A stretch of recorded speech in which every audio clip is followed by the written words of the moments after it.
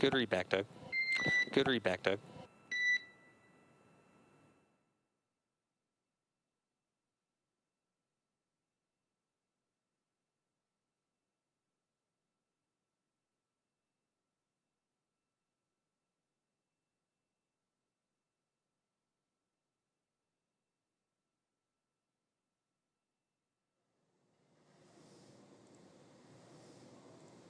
Okay, we are almost 4 minutes away. We are almost 4 minutes away. Yeah, we just heard the call out there. Yeah, we just heard the call out there. Confirmation Confirmation from from SpaceX SpaceX Core down here at Mission Crew Control. Dragon that we To Crew now Dragon under that 5, we but at the time now the call under 5 5 minutes minutes away away from from the the call call 5 sequence minutes away start. from deorbit sequence So like we've been start. mentioning before, So like we've been mentioning orbit before, sequence will that involve deorbit sequence will separating involve, from the trunk, separating and from the performing trunk deorbit burn, and performing the deorbit as burn. you may have noticed on As your you may have the noticed ground on tracking your map that the we've been ground showing you tracking before, map that Bob we've and been Doug showing were you in before. their last Bob and orbit Doug were around in their Earth. last orbit around Earth. I can't remember what the number was that I you can't remember what the quoted number earlier, was Dan, that but they you have done quoted earlier, thousands of Dan, but they orbits have around done Earth thousands during of their orbits around 2-month Earth during their duration on 2-month station. duration So it on is station. really exciting. So that it is the really line that we see exciting on that the line that we see map, on that trajectory is no longer map, is no fully longer around it. They're coming fully home. around it. We're not They're seeing coming two home. lines showing what their next orbit is going to be. They are on their next orbit is going to be. They are on their final orbit of planet Earth. And this is their 1,000, and this is their 1,024th around our planet since they launched back in May. Since they launched back in May earlier this year. So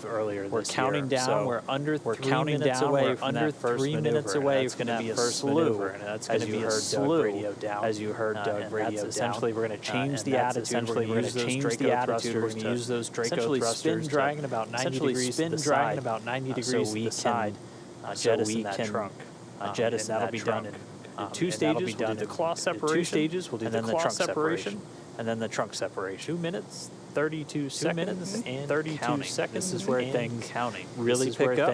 This is really pick up. We really commit to coming home. We really commit to coming home. Kind of the final stages where we're in kind of the final stages in outer space. Bob and Doug's trip in outer space. We'll be seeing them. Pretty soon we'll be seeing them in the Gulf of Mexico. Well, they are staying comfortable and continuing to monitor data in telemetry. Dragon is actually doing a couple of things itself to prepare for this deorbit sequence. Again, it's doing these things autonomously. It's isolating the thermal control system loops from the radiator. This is the system that will help keep Bob and Doug while they are re-entering the atmosphere. While they are re-entering the atmosphere, like we said before, the external temperature will reach 3,500 degrees Fahrenheit. And that thermal control system what helps keep them cool. Is what helps during that time. Also, Dragon is initiating the separation of the claw mechanism, terminate the data, the power and the data, and the power and the connections between the capsule and the trunk. So right now the vehicle is preparing to execute that,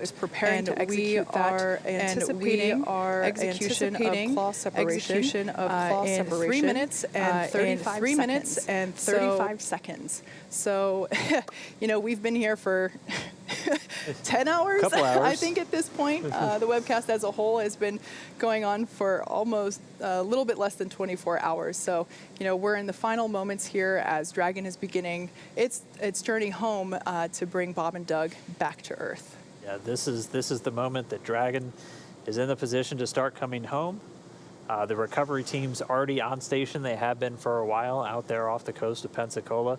We are less than a minute from starting all of these carefully choreographed sequences to essentially split Dragon in half, get rid of that trunk so we have the capsule, point the heat shield back down towards Earth following that deorbit burn, and then we bring them home. We are just about 30 seconds away now from maneuvering Dragon to get ready to get rid of that claw first, and then that trunk separation. There will be about a 35-second difference or 35-second jump from separating the claw to separating the trunk, and we'll keep our eyes on the ground track for you and make sure we get kind of exact locations of when these separation events are occurring. We're looking for both the claw and the trunk to separate cleanly, and then it'll be less than 5 minutes until we do the deorbit burn. Yeah, and after that, it'll...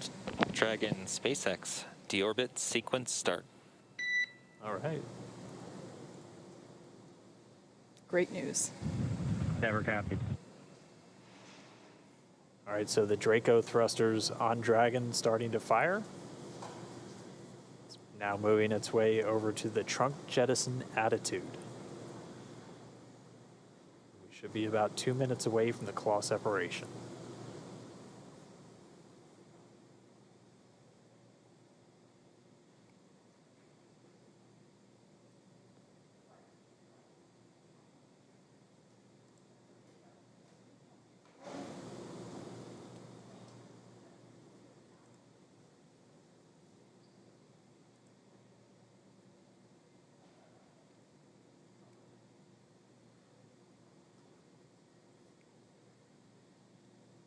For those of you that are just tuning in, you are just in time. At this point in the mission, we are now beginning to execute the final steps of Dragon Endeavour's return to Earth. Right now, we are performing the claw separation slew, which basically means Dragon is maneuvering itself into position, into the proper attitude in order to separate the Dragon trunk. And that will be initiated first by separation of the claw. The claw is the mechanism that attaches the trunk and the and the capsule together. The claw is what delivers power and telemetry and fluids, and we need to expose the heat shield. Right now the trunk is blocking that. So we will jettison the trunk, and we will then have allow us to maneuver into the proper attitude to perform the deorbit burn, which Dragon has performed a number of burns so far overnight and early this morning. And this will be the final burn that the vehicle has to perform for this mission. And we just heard confirmation Dragon's in the trunk separation attitude. We are now standing by for claw separation.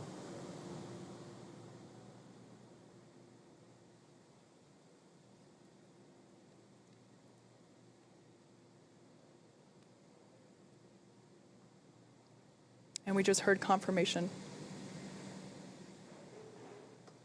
of claw sep.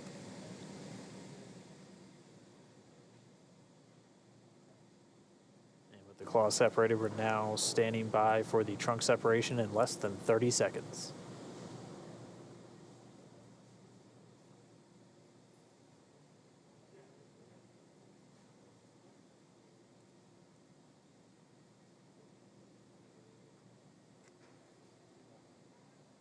Ten seconds till trunk separation.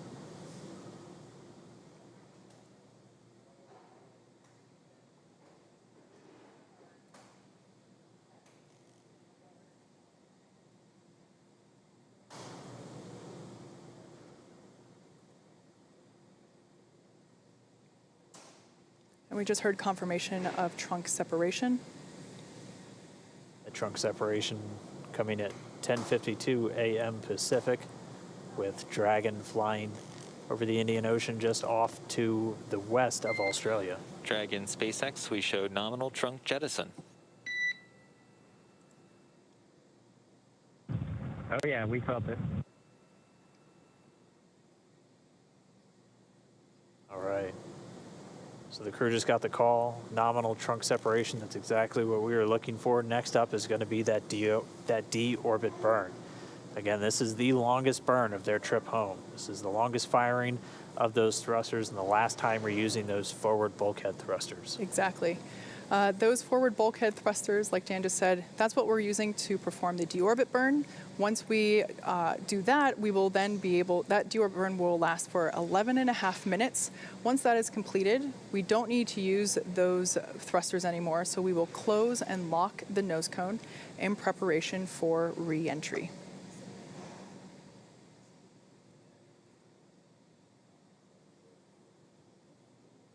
So we're a little under 3.5 minutes from the start of the deorbit burn. Again, our sequence of events has started. We were able to separate that claw at 10:51 a.m. Pacific. At 17:51 GMT or Universal Time. And then at 10:52, just a minute later, the trunk separating while Dragon was flying just off to the west of Australia. So claw separated, trunk separated. Next up, deorbit burn. Yeah, right now, Dragon is running exclusively on battery power now that the trunk is separated. Also, right now, telemetry is looking really good for the vehicle. The nitrox system is primed for cabin and suit cooling, and the heat shield is exposed and ready for atmospheric re-entry. Like I said before, that nitrox system, which is essentially the air that we breathe every day down here on Earth, nitrogen-oxygen combination, a mixture. It's the same stuff that they put in your scuba tank if you are a scuba diver. The nitrox system is used to cool the cabin and the suit to keep the crew comfortable during the re-entry phase. They will actually have cold air flowing through their suits themselves, as well as through the cabin itself. So a two-pronged approach to maintaining a comfortable temperature there inside the capsule. Like we said, the next event that we have coming up will be the deorbit burn, which we're expecting that to commence in 1 minute and 40 seconds.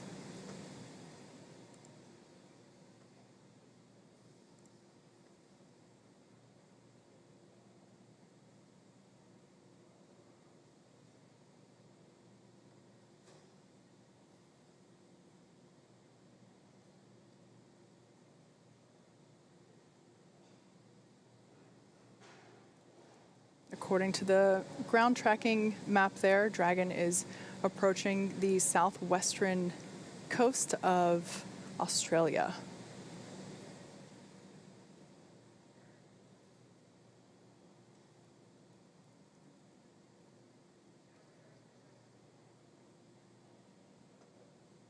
We are less than a... We're excited. Jinx. We are inside a minute to deorbit burn. And again, one more time, this is the long one. This is expected to last 11 minutes, 22 seconds. This is that burn that commits the Dragon to re-enter in the Earth's atmosphere. And you can get kind of a sense of just how far they're going to go. By the time they fire this burn, they're just going to be off to the southwest of Australia. And this is going to realign their orbit to intersect with that point off the coast of Pensacola where they're going to be splashing down. Yeah, this is the moment where Dragon is fully committed to the re-entry point. Again, we are aiming for just off the coast of Pensacola, Florida.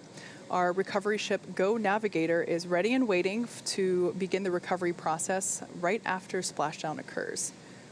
Once again, if you're just joining us, we are now in the final steps of the deorbit sequence. The deorbit burn will be starting here in just a couple of seconds.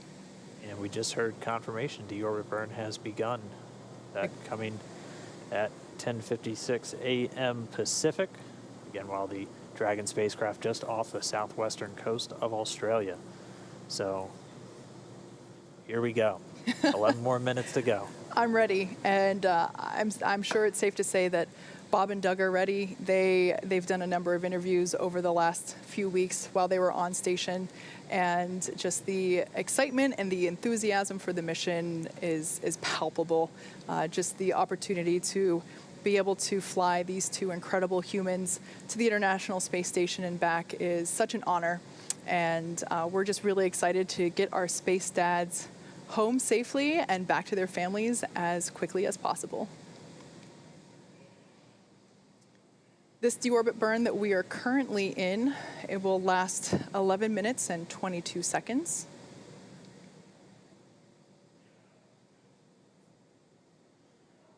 Already a little more than a minute 10 in counting, so we have about 10 minutes to go. Just heard a call. The propulsion system performing nominally. That's the word we always want to hear, we always like to hear. So just under 10 minutes to go left in this burn. And all within the last 10 minutes. Again, it seemed like we had slow progressive events all morning, and then boom, within the last 10 minutes, we had a couple of things happening. Dragon maneuvered itself into the appropriate position to jettison its trunk, and it did so successfully, nominally, and then it initiated the deorbit burn just a couple minutes ago. Like I mentioned earlier, this deorbit burn is the last time those 4 forward Draco thrusters will fire, forward kind of meaning at the top of the capsule. Dragon Endeavour has not yet entered Earth's atmosphere, but this deorbit burn is what will line the vehicle up and put it on its final trajectory to the landing site in the Gulf of Mexico. Right now, although we can't see it at the moment, Bob and Doug are using their screens to keep tabs on the burn duration, Draco thruster firings, and trajectory details such as entry angle, capsule perigee, and how much distance is remaining until that deorbit burn terminates. So Dragon is flying itself, so all they really have to do is stay strapped in their seats and keep tabs on things.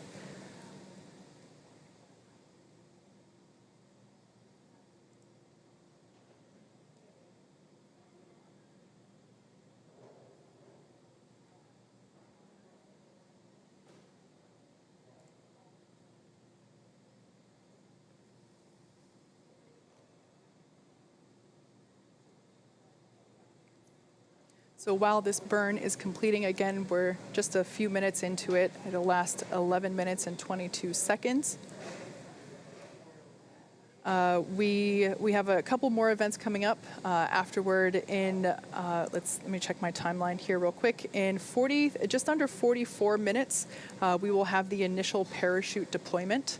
So that is essentially when we will be deploying the drogue parachutes, the small parachutes that are designed to further slow down the capsule as it is re-entering the atmosphere, as well as stabilizing it.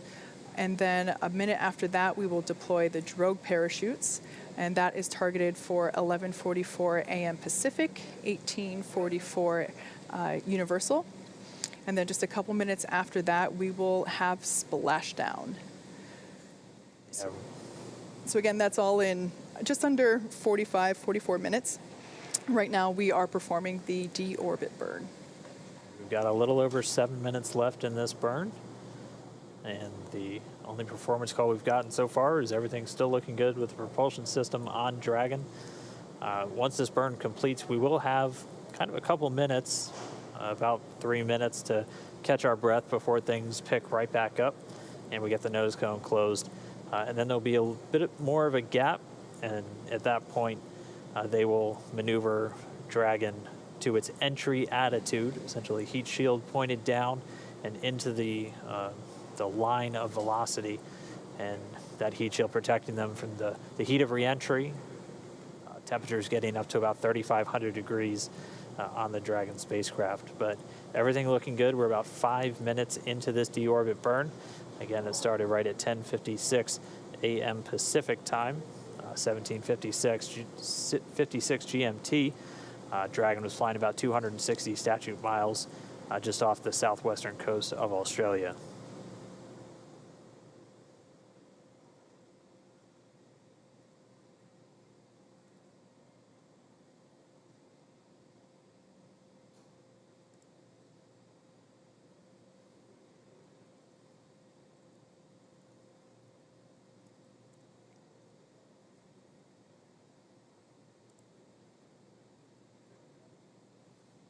So right now, during this burn, we just heard a call that we're halfway through the burn and everything is looking great, everything performing nominally. During this burn right now, Bob and Doug are currently monitoring the deorbit tool, which, like I said earlier, captures things like the perigee, the reentry interface, how much distance remains before the burn itself is terminated. They're also monitoring the burn duration and the firing of those Draco thrusters located there at on the forward bulkhead of the capsule. There on your screen, you actually can see what Bob and Doug are seeing right now. That is that tool on their screen. So on the left and the right of the center screen, that is the deorbit. That is the deorbit monitoring tool.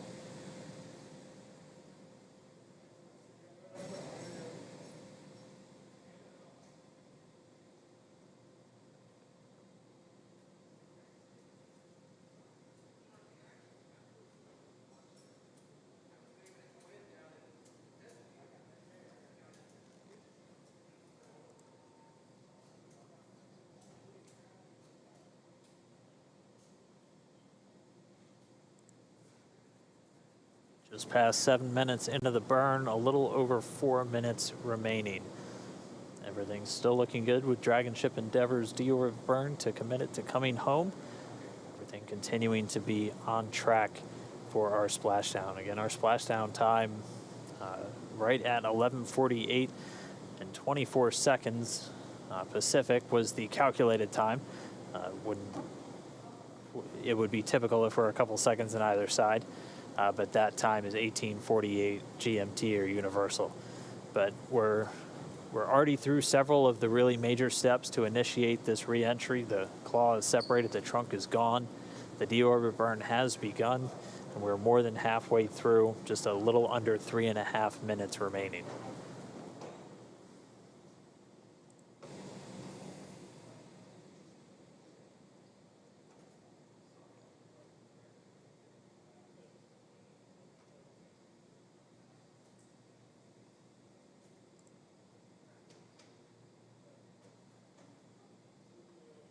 There on your screen is a shot of our Mission Control Center here at SpaceX headquarters in Hawthorne, California, where the Dragon operators and mission leaders are there monitoring Dragon's progress.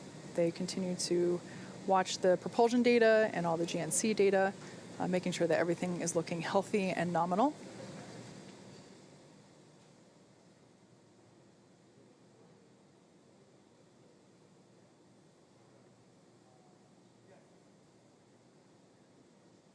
We're just about 2 minutes, 30 seconds until the end of this burn.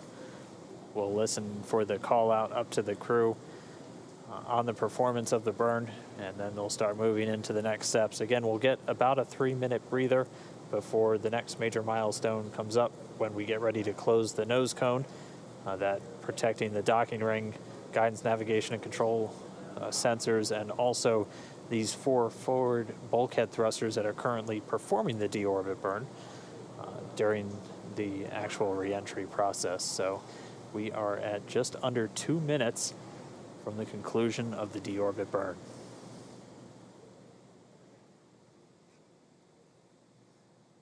Again, Dragon is committed to its splashdown point. There is no going back. Yeah, we already have the recovery team ready and on standby. They've been there for quite some time now. Here, and we have about 90 seconds left in the burn. Weather looking great at the splashdown site off Pensacola. Winds just around 2.5 miles per hour. Sea being described as like glass by the Corps here in Hawthorne, radioing up to the crew.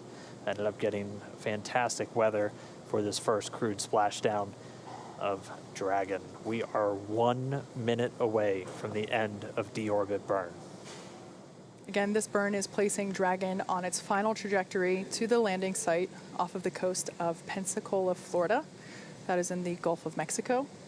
And our recovery vessel, Go Navigator, and the recovery team are ready and waiting to see Bob and Doug come back through the atmosphere.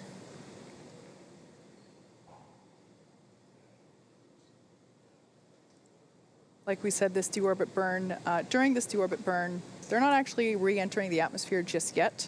That won't happen for about another half hour or so. This is essentially just lining up Dragon on the right course to that splashdown site. Yeah, still in an altitude of about 254 statute miles over planet Earth.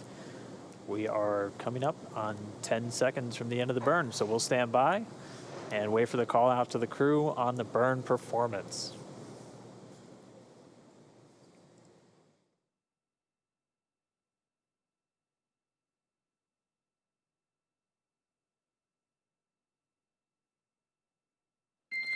Dragon, SpaceX, deorbit burn complete, performance nominal, nose cone closure initiated. Nominal burn, nose cone in work.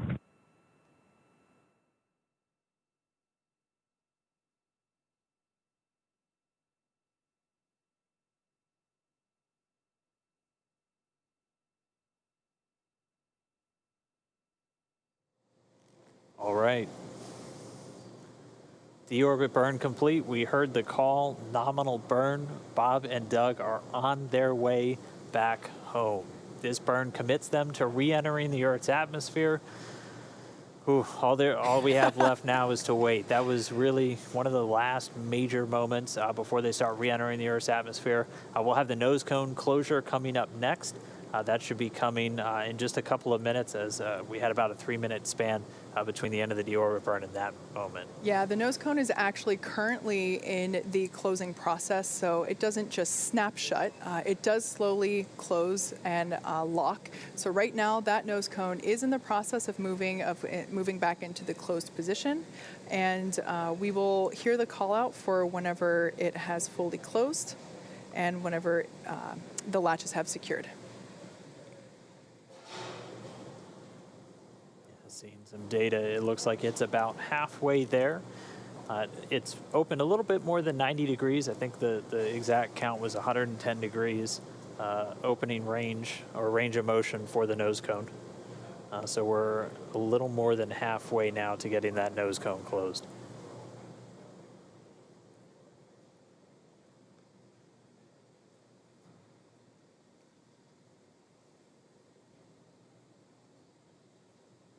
I have just heard that we have a visual on nose cone closure.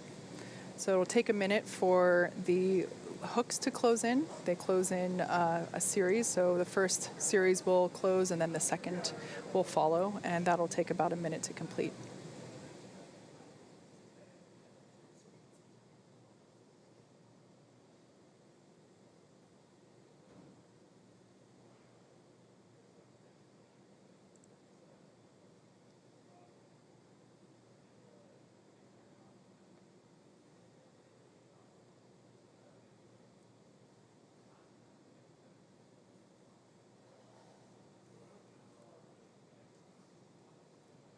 All right, well, as we just wait for the finish to that nose cone closure, we'll have a bit of time again. We'll have about 20 minutes, or a little over 21 from right now, until we really start re-entering the Earth's atmosphere. We're expecting that entry interface in about 21 minutes. And then right around that time, we'll also be looking for that blackout we've been talking about.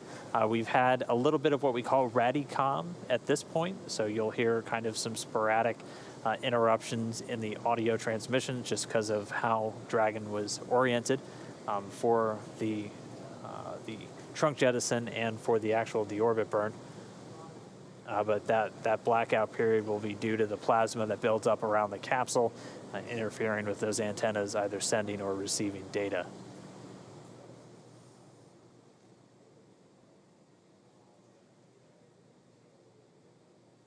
So I've heard the call out that the first set of hooks for nose cone closure are in motion.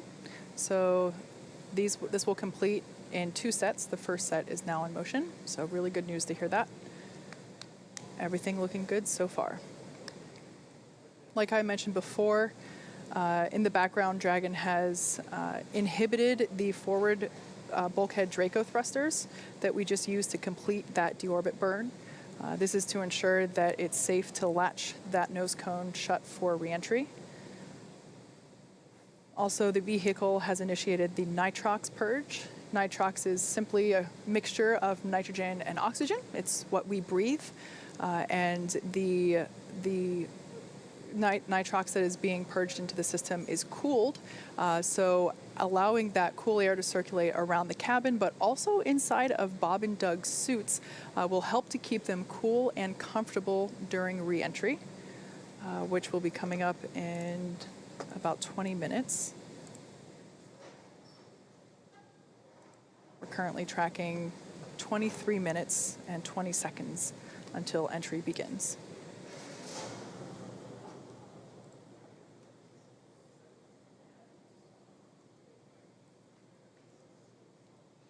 So in case you're just joining us at this point, the nose cone has closed.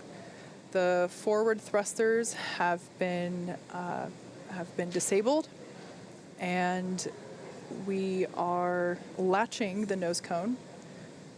Currently underway with the first set of hooks. The first of 2 sets.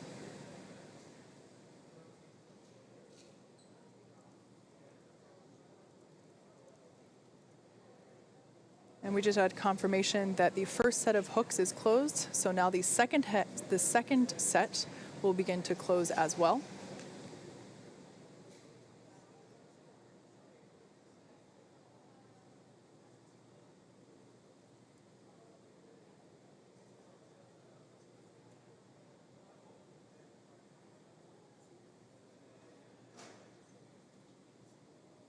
As we mentioned, after this nose cone's fully closed, we'll have a couple of minutes to catch our breath again, about 20 minutes or just under 20 minutes until Dragon will start to maneuver itself to the entry attitude, essentially pointing the heat shield in the direction of travel as it's going to be leading the way through their reentry through the Earth's atmosphere.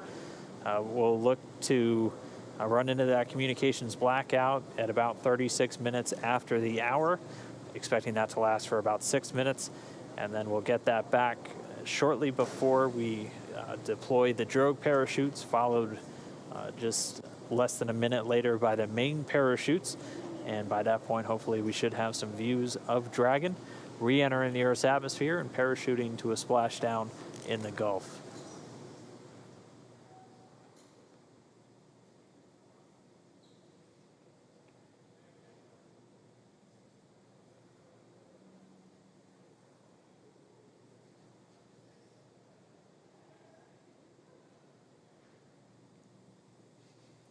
So there in the front row of Mission Control in the center, you can see CEO Elon Musk and our President Gwen Shotwell sitting side by side at those center consoles.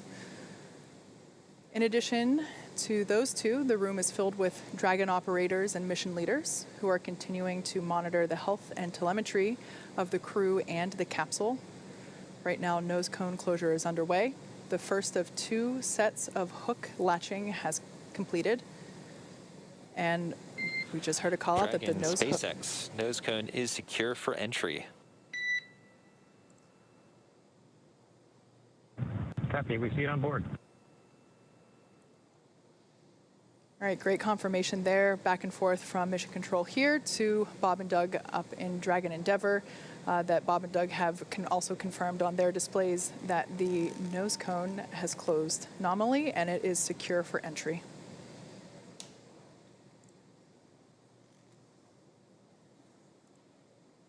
So that nose cone close completion. A lot of tongue twisters with this right now. Coming with Dragon still flying over the South Pacific. It is on its way home. We're going to gradually start to see its altitude dip. Right now, already only 207 miles over the Earth's surface. It was at about 260 miles when it was still over on the other side of the Pacific Ocean off the southwestern coast of Australia when it fired its engines for that deorbit burn. So its altitude going to continue to drop. Once it gets to about 100 kilometers in altitude, or about 62 miles, it's going to begin what's known as entry interface. And that's when it really begins to start to feel the effects of the Earth's atmosphere. Will once again be experiencing lift and drag as it's no longer in that near vacuum environment in low Earth orbit.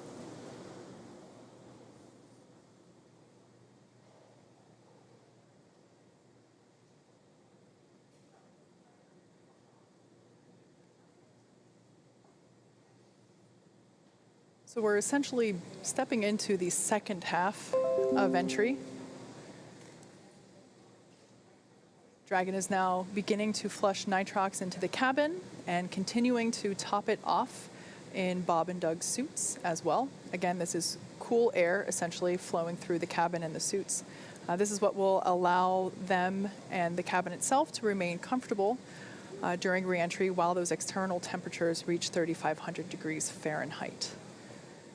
At this point in time, Dragon's orientation is such that the heat shield is pointing forward, if you will, leading the capsule toward the landing site.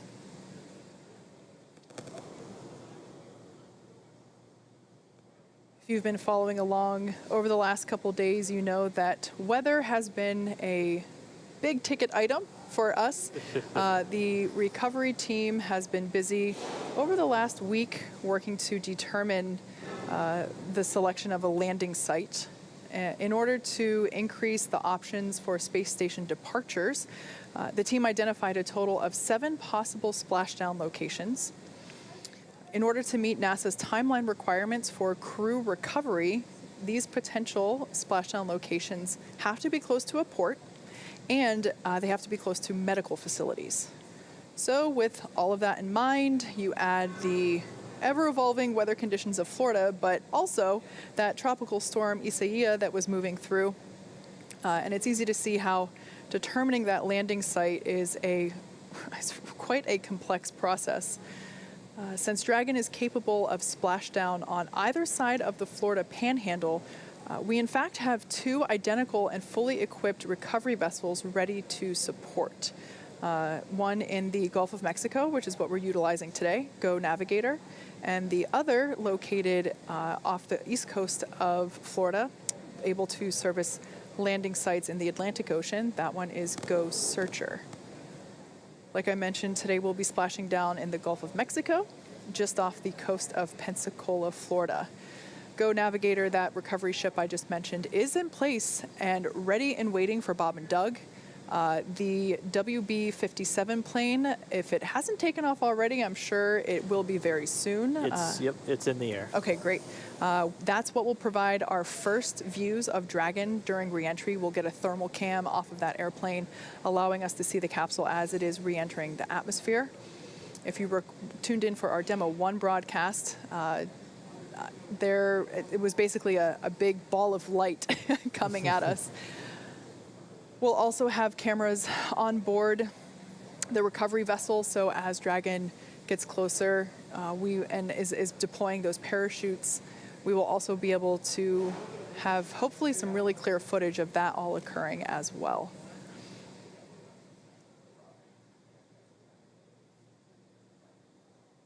All right, so Dragon's altitude continuing to dip. Right now about 174 miles over planet Earth. We're under 11.5 minutes from where we expect to hit entry interface. So that's where Dragon will really start feeling the effects of being in a denser atmosphere. And then we are still tracking that blackout to come right around that same time. We are under 27 minutes away from splashdown. So we are under 27 minutes away from Bob and Doug being on planet Earth for the first time since May 30th. To kind of put everything in perspective, the Dragon capsule departed from the International Space Station several hours ago, but according to what Dan just said, it's essentially halfway home just based on altitude alone. So the International Space Station is about 250 miles above Earth's surface. I think right now it's between 250 and 300. I think right now it's about 263 miles above Earth's surface. So based on that telemetry that Dan just read off, is from an altitude standpoint, Dragon is halfway home, and yet that second half is going to be covered in the next 27-ish minutes while we wait for splashdown and recovery, versus the several hours that we've been covering since yesterday. Yeah. Yeah, and we will continue to see its speed drop as it's dropping out of orbit. It's starting to hit the atmosphere. It's starting to slow from the effects of that friction, generating the heat on the heat shield and building up the plasma eventually around the spacecraft. Its speed's going to continue to drop. It's already below 17,000 miles an hour, and it'll drop to essentially a terminal velocity of about 350 miles an hour right as those drogue chutes deploy. And those are going to pop out when sensors on the Dragon spacecraft, both GPS and pressure sensors, tell the spacecraft it's at the right altitude, and then those will automatically deploy. Those drogues coming out of the top section of the spacecraft using 2 mortars, or pyrotechnics essentially, to deploy those to do the initial slowing and stabilizing of the Dragon capsule. Yeah, then after that, the main parachutes will pop out and further decelerate it to about 119 miles per hour.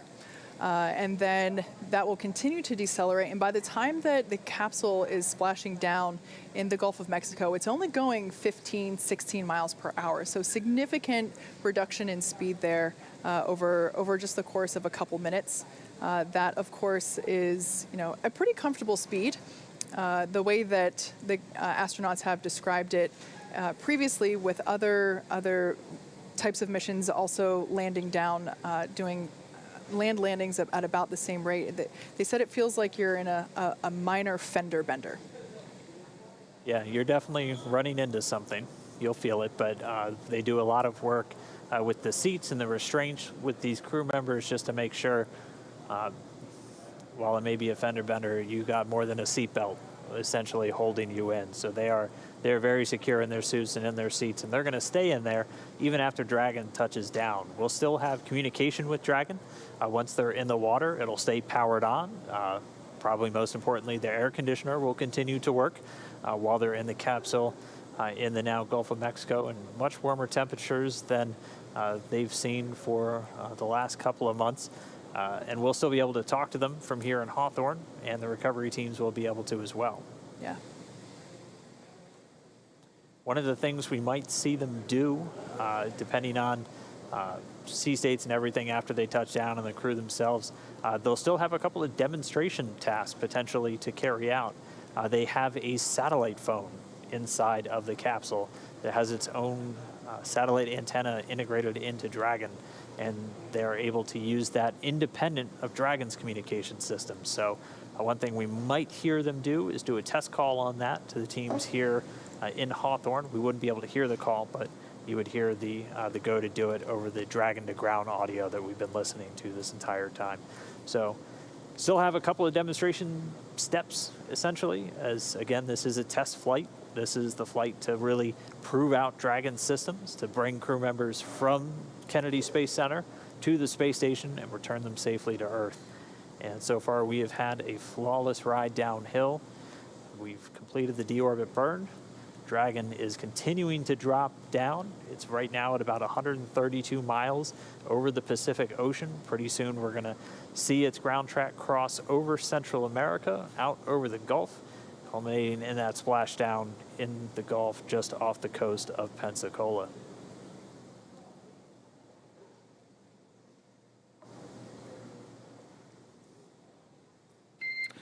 Dragon SpaceX for entry brief. Go ahead. Okay, Doug, we have no update to timing because the burn went great and your vehicle is still looking really good for entry. No health issues at this time.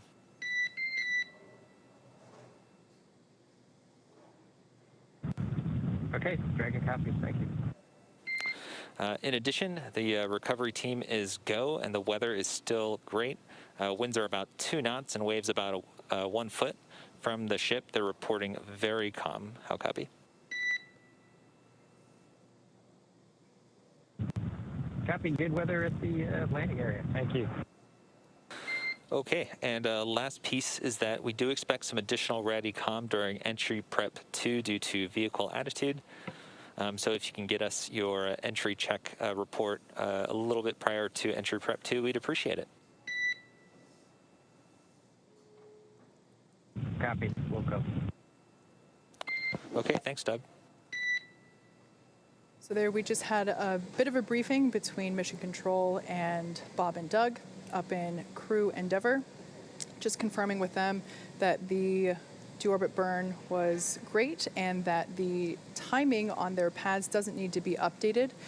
We are able to upload new trajectory calculations, including times that remain live depending on how the burn goes, and at this point in time, those don't need to be updated. It is important that they do remain accurate because Bob and Doug, their primary mission right now is to continue to monitor the vehicle status and telemetry and data being presented to them on their touchscreen displays in front of them. And so during the more dynamic events, they certainly want to be aware when things like parachute deploy will be happening and when splashdown is expected. So making sure that the timeline of events, the sequencing is accurate is certainly important in order for them to stay aware and updated of upcoming events. Just another quick position check. Dragon still out over the Central Pacific, down to about 108 miles in altitude. We're expecting that entry interface to come up in the next 4 minutes or so. Again, at that point, Dragon should be at an altitude of right around 62 statute miles, or about 100 kilometers. and that's when it really starts to feel the effects of the atmosphere. It starts to experience the lift and drag and other atmospheric effects it's been free from while flying in the near vacuum of low Earth orbit. So continuing to drop in altitude, still looking for an on-time splashdown. Should just be about 19 minutes from now.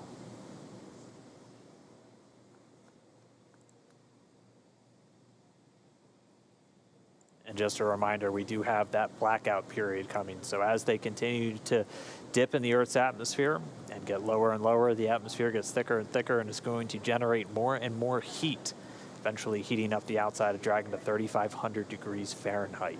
And as it hits that peak heating, it'll also be forming a plasma around the spacecraft. So we do expect to lose comm for about 6 minutes. SpaceX Dragon crew entry preps are complete. SpaceX copies. Entry prep complete. Thank you. The call from Spacecraft Commander Doug Hurley. Entry preps are complete. So they are on board, they are monitoring, they are ready to come home. Yeah, and as of right now, entry prep should have also included final configuration of their flight suits. So we had a question from our social media earlier if the visors will be up or down. Those visors should be down at this point as part of that entry prep check.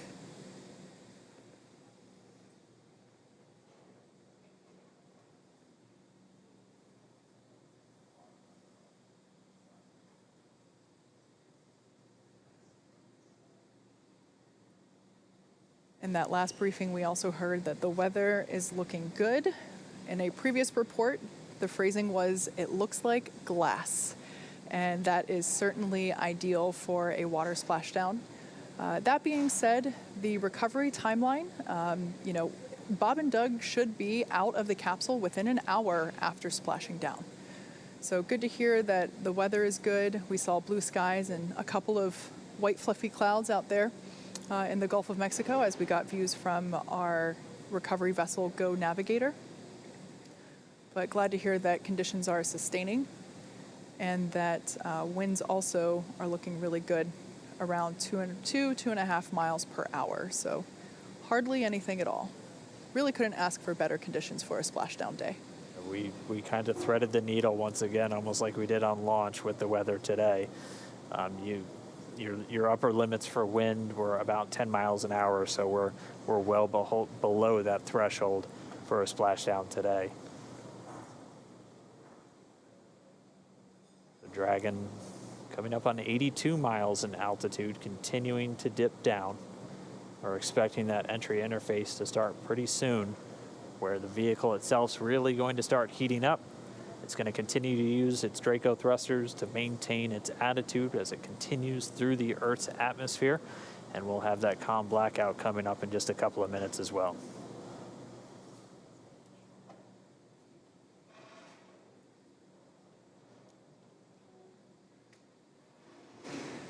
Just heard the cabin purge has started again. This is when they're going to flush the cabin of Dragon with cooled air.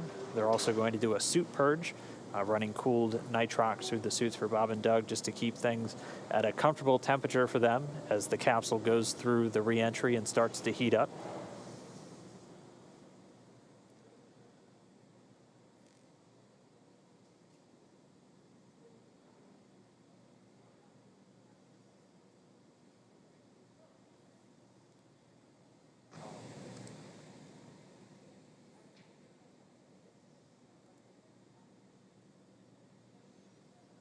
Like we said, we are anticipating a brief blackout period where we're unable to communicate with the capsule. We're expecting that to start in exactly 3 minutes. That will last for 6 minutes total, and during that time we will be unable to command the vehicle or receive telemetry. That being said, Dragon is designed to be fully autonomous, so it's driving itself anyway. So Bob and Doug will stay fastened in their seats.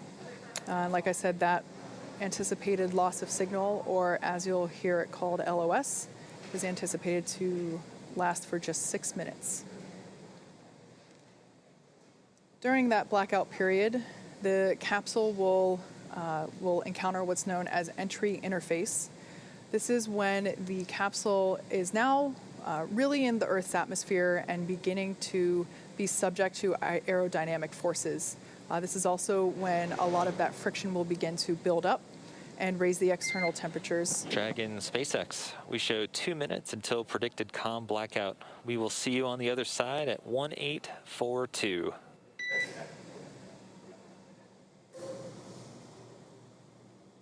Dragon copies 1842. We'll talk to you then.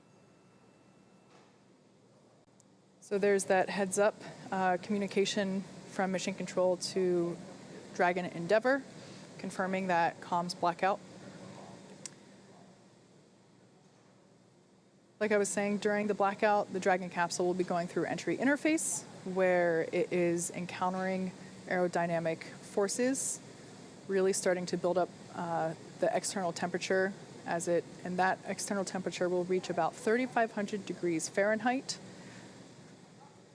However, the interior of the cabin is environmentally cooled, so Bob and Doug should remain comfortable during their descent. There will be cool air flowing not only through the cabin itself, but also through their suits. The suits have sensors on them that are able to detect the temperature inside that suit, and once that sensor reads that it has reached the maximum temperature threshold, it'll flush the suit with some cool air and really circulate and cool it down.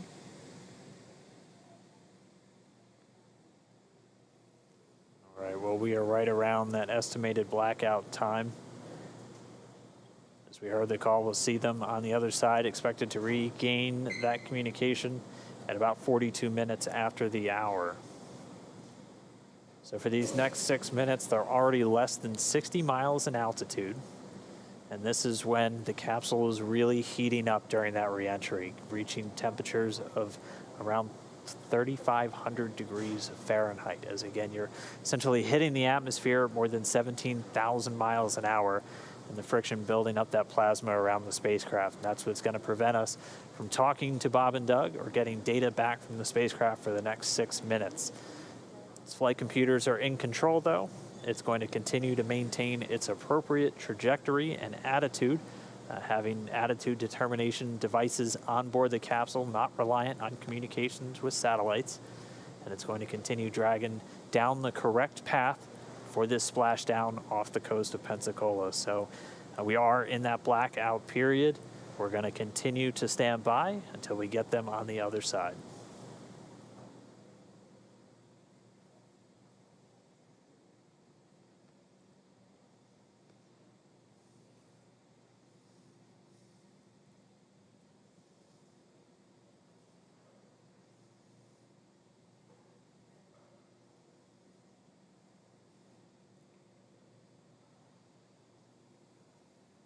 All right, and just about 2 minutes after we get acquisition of signal, AOS, back with Dragon, we're going to be looking for those parachutes, and we should hopefully be getting some views from a couple of our assets out at the landing zone, including our WB-57 high-altitude research plane, which is going to be relying on Dragon's telemetry to actually lock onto it in the sky and give us an infrared view of the capsule during the final stages of reentry. We're going to be looking for the drogue deploys at about 44 minutes after the hour. Those will be 2 drogue shoots that are going to come out when the vehicle is still moving at about 350 miles an hour. And it'll be at an altitude of about 18,000 feet. They'll come out and do some initial slowing and stabilization of the spacecraft. And then less than a minute later, they'll detach and the 4 main parachutes will deploy. You'll see them come out and look kind of closed up initially, and then they'll do what's known as reefing, opening up in really 2 different stages just to minimize the immediate loads on the parachutes themselves. Those main parachutes will come out at an altitude of about 6,500 feet, with Dragon already slowed down to 119 miles an hour, and they'll do the rest of the slowing the whole way down until we splash down in the Gulf of Mexico. We should be 10 minutes away from splashdown.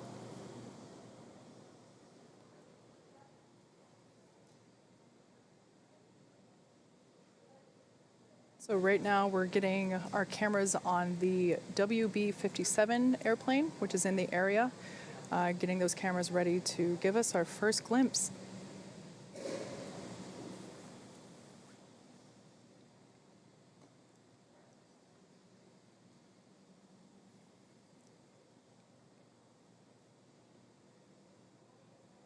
We should still have about 3 minutes left, a little less than 3 minutes, until we anticipate reacquiring our signal and our connection with Bob and Doug in the Dragon spacecraft.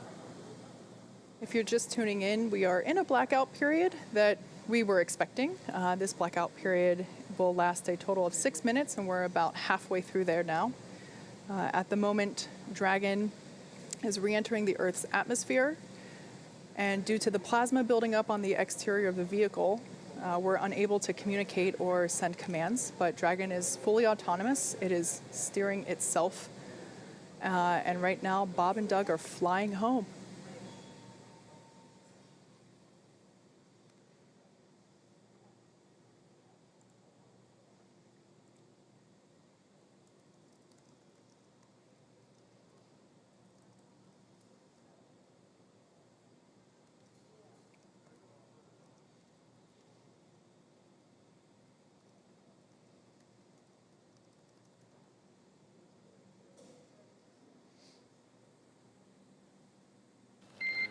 Dragon SpaceX comm check.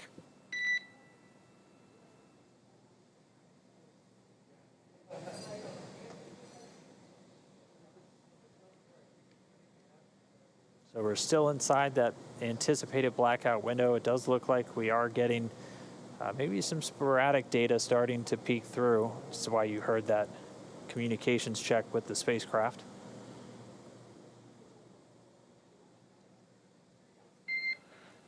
Dragon SpaceX comm check. Denver has you loud and clear. We're about 3.9 Gs. Copy, we've got you 5x5 as well, Doug. Looking good, and you can expect an automated chute deployment. Copy. It'll shoot the flight. All right, really good news there. We have come out of the blackout period, and we have reestablished connection with Dragon Endeavour, with NASA astronauts Bob Behnken and Doug Hurley on board.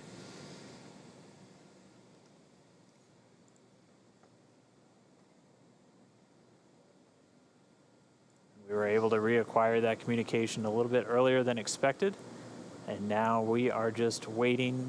We should just be about 2.5 minutes away from that initial drogue chute deploy. Yeah, 2 minutes and 26 seconds. AGPS has converged. Copy that.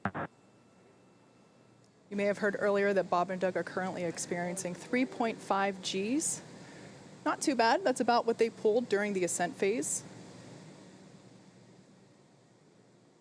Just like a mild roller coaster.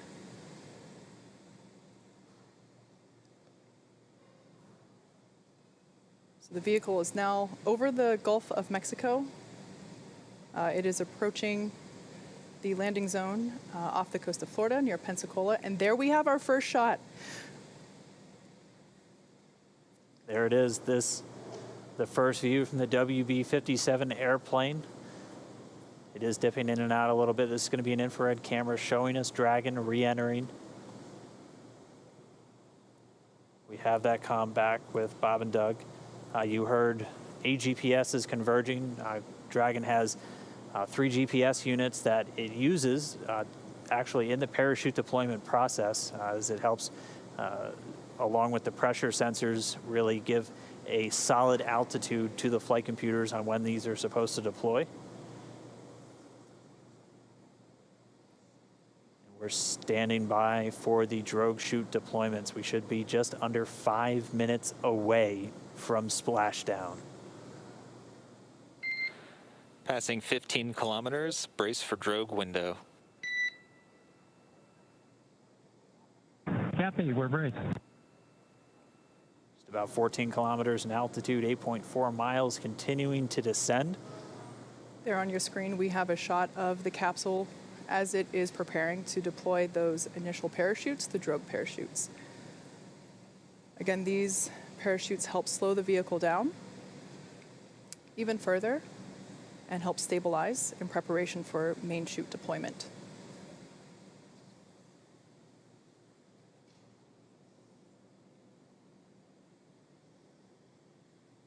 Right about now, the capsule is going about 400 miles per hour, decelerating quickly.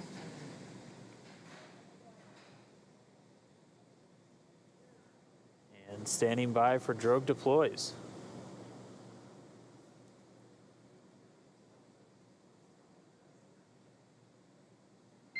Visual, 2 drogues out. There on your screen, we have visual confirmation of those 2 drogue deployments. Copy, 2 drogue. All right, so 2 of 2, the drogues now out. They're going to do their slowing and stabilizing of the Dragon spacecraft. They should be detaching in just a few moments, and then we'll see 4 parachutes, the main parachutes deployed. Dragon under drogues. Drogue descent rate nominal.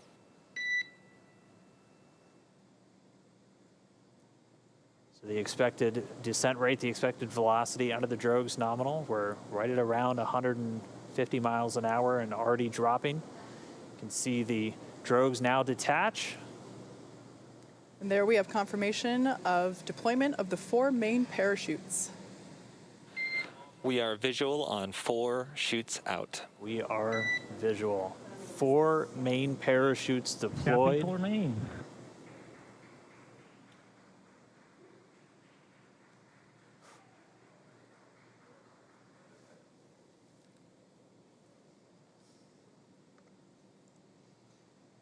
So at this point, the main parachutes have deployed. They are inflating, as you can see there on your screen, continuing to slow Dragon down significantly. We are anticipating splashdown in just under 2 minutes and 30 seconds. Yeah, we've already slowed the vehicle down to about 16 miles an hour. It's already less than 1 kilometer in altitude.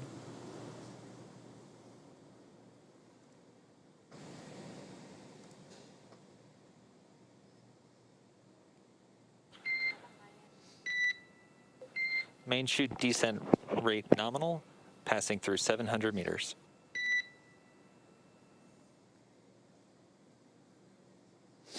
So at this point, Dragon has saved all propulsion systems on 600 board. meters. 600 meters.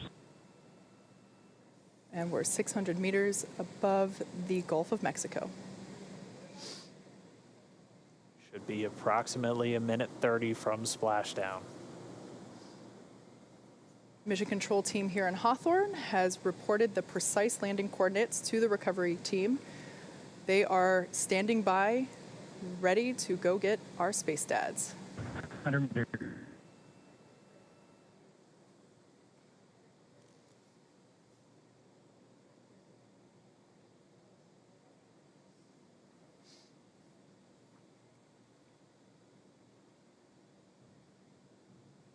Just passed about 300 meters. 1 minute till splashdown.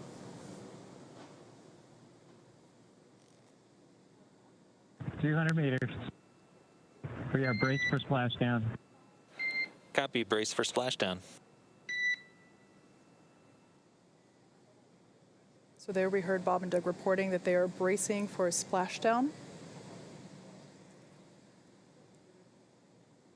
We should be able to see the Gulf of Mexico here in the shot just momentarily, as we're now just about 20 meters off the ocean.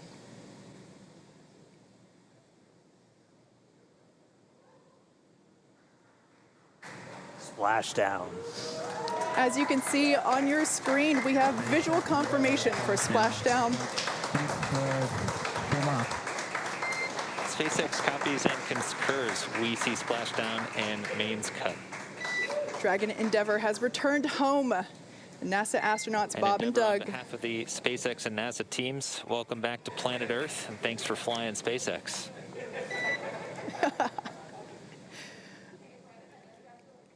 It was truly our honor and privilege to fly in flight of the Crew Dragon and Endeavour. Congrats, everybody at SpaceX. All good, and we're into section of 4.800. Thanks for those words, Doug, and we copy that you are into 4.800. So great news all around there. Our space dads are back on Earth after a 19-hour return journey from space. Dragon Endeavour has splashed down in the Gulf of Mexico, just off the coast of Pensacola, Florida. And on your screen there, you can see our two fast boats, and they are indeed fast, racing out to greet Dragon Endeavour as it sits there.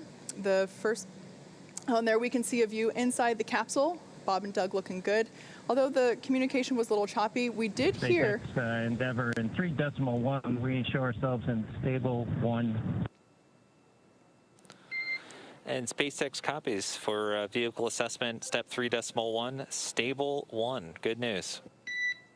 Stable 1, essentially. They're upright in the water. Stable 2, also another potential where it could be on its side or even upside down, but Dragon does have a water ballast system to keep it upright, where it's able to essentially pump seawater into bladders in the service section of the capsule. But they're upright. We already see the fast boats approaching. They touched down, came right on time at 11:48 a.m. Pacific, 18:48 UTC. Bob and Doug now in the water, and the recovery ops, they've already begun. We already see the fast boats starting to move in. We're still maintaining that good communication back with Bob and Doug and the team here in Hawthorne. Pretty soon we should be getting the go for them to move in, begin their hypergol sniffs, and begin wrangling up those parachutes. But we can see Bob and Doug inside the capsule, back on planet Earth. Yeah, those fast boats will be moving in to do a couple of things. They'll be performing what's known as a sniffer test. That's essentially to ensure that the air around the vehicle doesn't have any toxic fumes from the hypergolic propellants on board.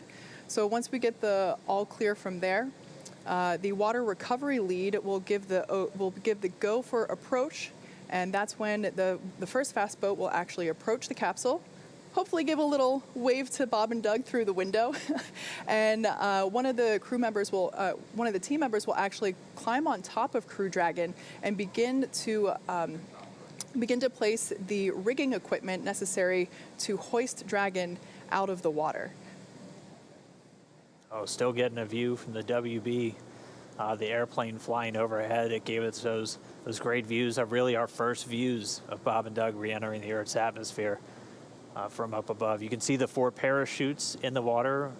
We heard those were cut automatically as expected by Dragon. So for now, the crew just standing by. Again, they're going to stay in their suits, in their seats. We're waiting for all these initial checks. Dragon SpaceX comm check. Loud and clear, hello. Loud and clear as well. Just wanted to verify a quick comm reconfiguration. Thank you.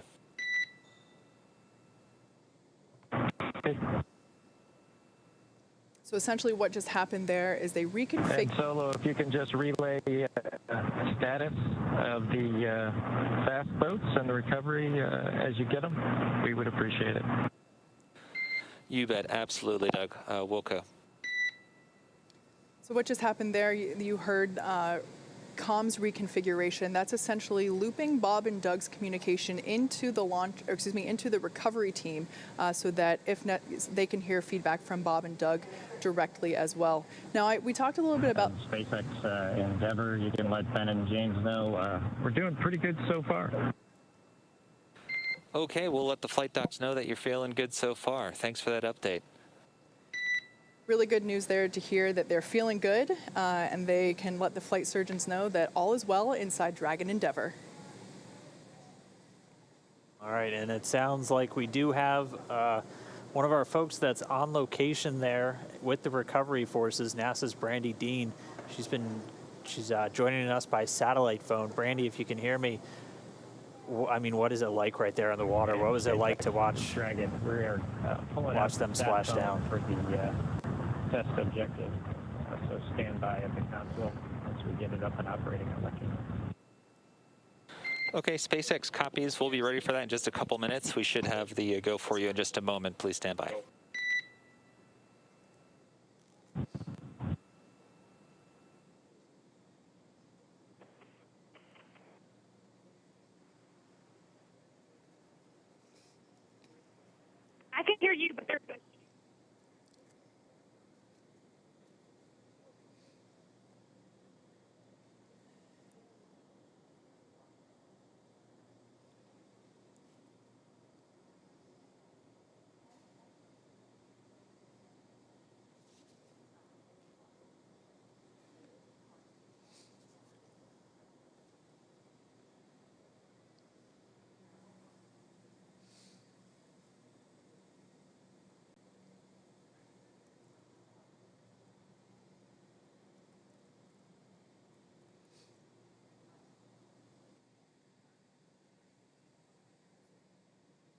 There in the center of your screen, Dragon capsule, awaiting for the fast boats to approach and begin the rigging process. And there on the left-hand side of your screen, we can see that second fast boat come into view. Dragon SpaceX, we are go for recovery personnel to approach. Expect personnel alongside in just under a minute. Dragon copies. Thank you. All right, so they're starting to move in. As Kate just said, that first boat's going to go in, sniff around the capsule for any traces of hypergalls. The second one's going to start rounding up the parachutes, which we're getting some really cool views from the WV-57 still flying overhead. Looking down, you can see the parachutes in the water, and the second boat start to gather them up. We'll try one more time real quick. We have NASA's Brandy Dean out with the recovery forces. Brandy, if you can hear me, what was it like to watch this Dragon come down under parachutes? Oh, it was amazing. I wish everybody could have had my view. It was such a beautiful sight. I mean, it's a gorgeous day. The water is calm, really the best weather we could have asked for. And we heard the sonic booms as it made its way back there, and we were able to find it early on as the parachutes were deploying. So it was very exciting for everybody who was gathered here. That's incredible. We actually had some questions from people if you'd be able to hear the sonic boom, and we weren't sure. So I'm really glad you just answered that for us. I mean, we talked so much about the weather. You said it looks great. What was it like on the ride out there? Has it just been kind of clear skies and clear seas the whole way?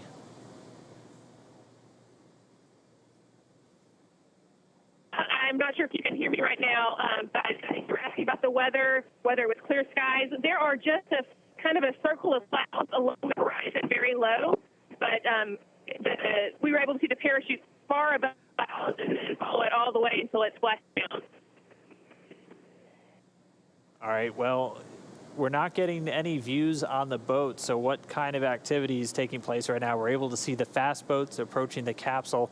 What's everybody doing on the boat to just kind of get everything ready?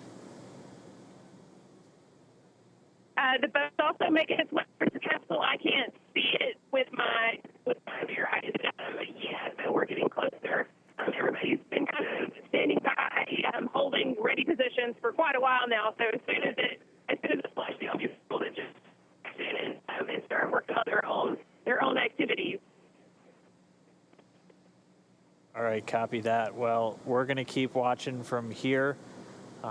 Thanks for calling in, and thanks for being out there with everybody and getting us these great views. It's really incredible. Thanks, Brandy. We hope to get you back in port soon, and we'll talk to you back in Houston.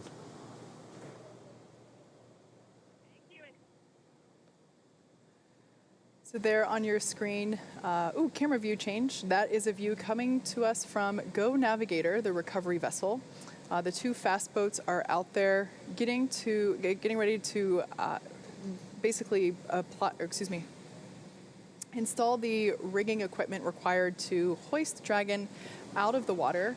The other fast boat is actually collecting the parachutes from the water. We definitely want to bring those back on board with us. But shortly here, we should actually see one of the team members crawl up onto the side of the capsule in order to install the rigging, like I mentioned. That particular team member is highly experienced and highly trained. As you can imagine, climbing on top of an oddly shaped thing in the ocean could be a little tricky. So this person has undergone hours and hours of training and certification in order to perform this very important task. There on the right-hand side of your screen, we see the second fast boat approaching. Of course, both of these boats needed to wait for their cue from the water recovery lead in order to approach Dragon after splashdown. Again, that was just to make sure that there weren't any toxic vapors in the air. And now that they got the all clear, we do see them beginning to work on and around the Dragon capsule. So even though the camera's a little shaky, that water looks super, super duper smooth, almost like glass, which is certainly ideal for a water recovery like today. Yeah, got to remember that this is a view from the main recovery vessel, which was still a few miles away from the splashdown Dragon point. SpaceX. We have hypergol sweeps and unfired ordnance checks nominal. Rigger is on board the vehicle. About 5 minutes until capsule lift. After that, yep, we see them walking outside, and good news.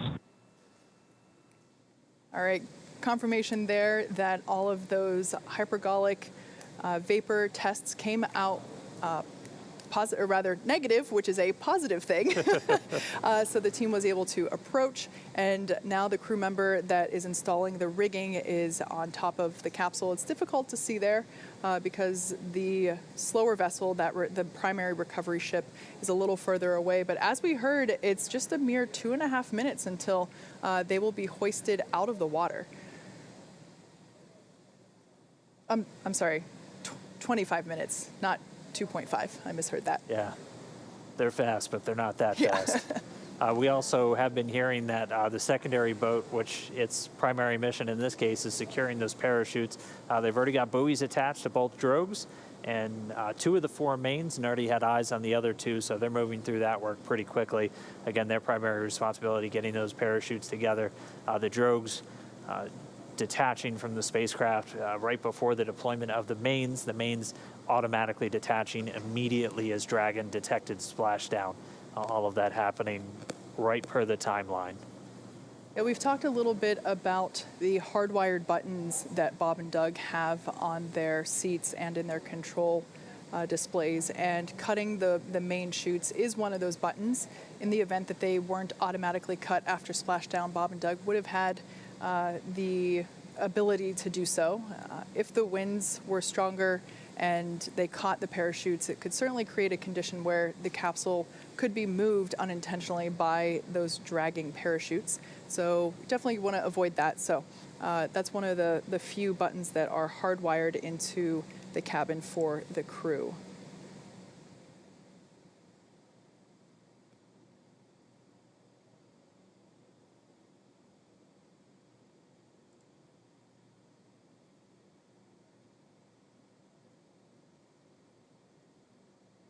And again, right now we're expecting about 20 minutes for the main recovery vessel, the Go Navigator, to reach Dragon. By that point, all the rigging will be affixed, and then they'll be able to use the A-frame hydraulic lift on the back of the vessel to begin to pull Dragon up out of the water. Bob and Doug did report they're seeing the guys climbing around outside their window on the capsule, getting that rigging affixed. Still doing good from all of their reports. And we're just going to see the vessel continue to close in. It's a little over 1.3 nautical miles still away, but you can see things starting to sharpen up in our view as it does draw in closer. One thing I didn't get to mention as the sequence events was happening, everything was going so quickly, just before the drogue deployment, the seats automatically rotated to about 26 degrees. And so if you think back to when we saw Bob and Doug while they were still on orbit and during the deorbit burn and all their departure burns, they were actually laying closer to on their backs at the 40-degree position, where essentially they were looking up at the top of Dragon capsule, like their stomachs were facing the top nose cone there. At this point, the seats would have rotated, so they're in a little bit more of an upright position. That's done to ensure that the loads experienced from landing are, doesn't hurt them. So at this point, they are not really laying on their backs in the ocean. They are seated upright a little bit, which would allow them to have a better view of the team working to install the rigging equipment.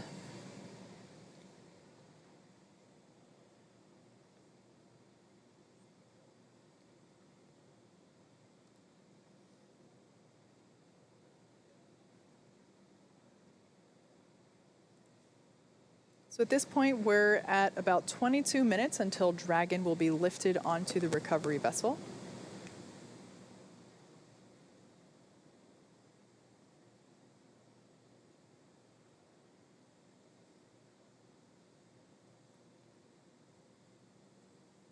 Bob and Doug are still strapped into their seats, kind of like an airplane. They say Do not unbuckle your seatbelt until the captain determines that it's safe to do so. They will remain in their seats throughout the entire recovery process, essentially until it's time to get them out.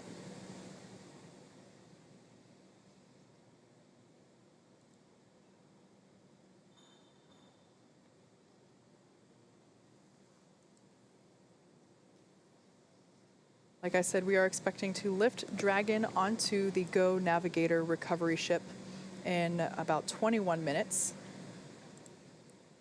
And then in 28 minutes, we will be opening that hatch and beginning crew egress, also known as exit. And we did hear the rigging is pretty much complete, so right as they arrive there at the capsule, the main recovery vessel will be able to begin getting it up out of the water.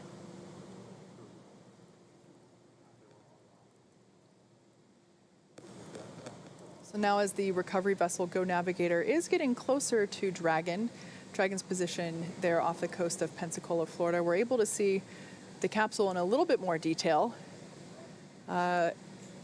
It is certainly no longer a bright shade of white. Like we said, those external temperatures were reaching up to 3,500 degrees Fahrenheit. So the thermal protection systems enable Dragon to return while keeping the internal temperature rather temperate. And you are seeing a few more boats than expected.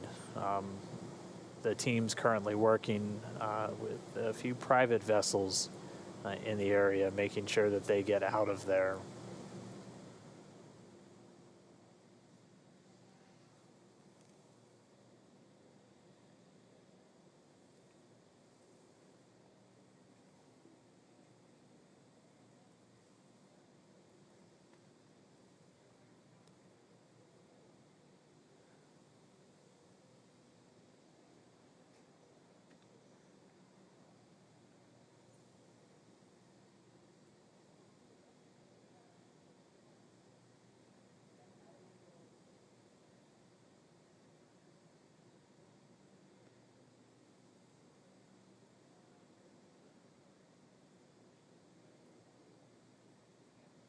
And now we see one of the SpaceX fast boats moving in.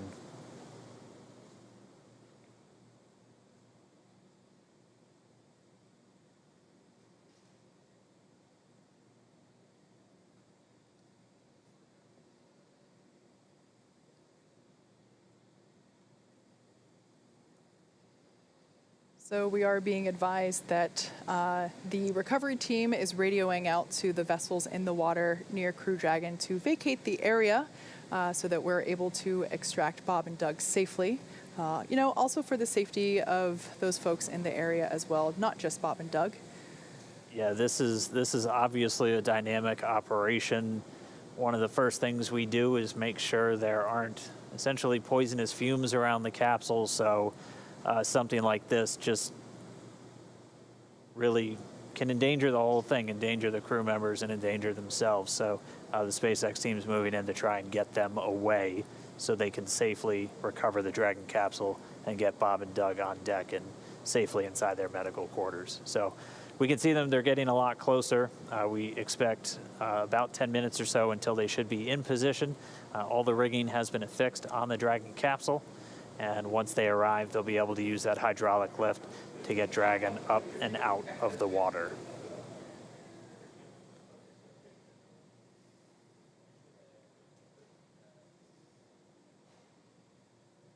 So the recovery vessel Go Navigator is getting closer and closer to Dragon Endeavour as it awaits its recovery, as it awaits to be hoisted out of the Gulf of Mexico. Again, we landed just off the coast of Florida near Pensacola. Maybe next time we shouldn't announce our landing zone. Oh, there we got a shot from our WB-57 plane. It looks like that area has cleared out significantly, so that is good to see.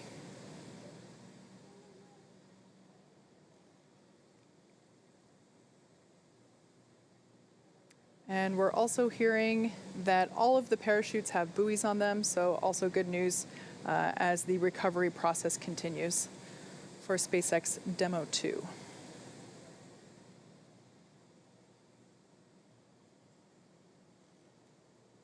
Dragon SpaceX for comm reconfig.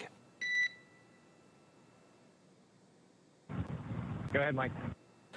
Hey, Doug, we're about to reconfigure the forward link. We may lose that for about 1 or so minutes, and that should happen shortly.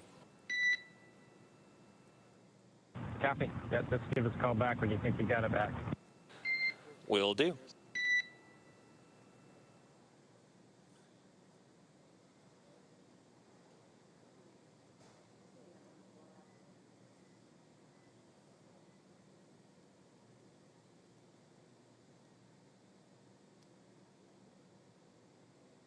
So as the main vessel gets closer, it's going to back up and get its hydraulic lift set up right next to the Dragon capsule, still in the water.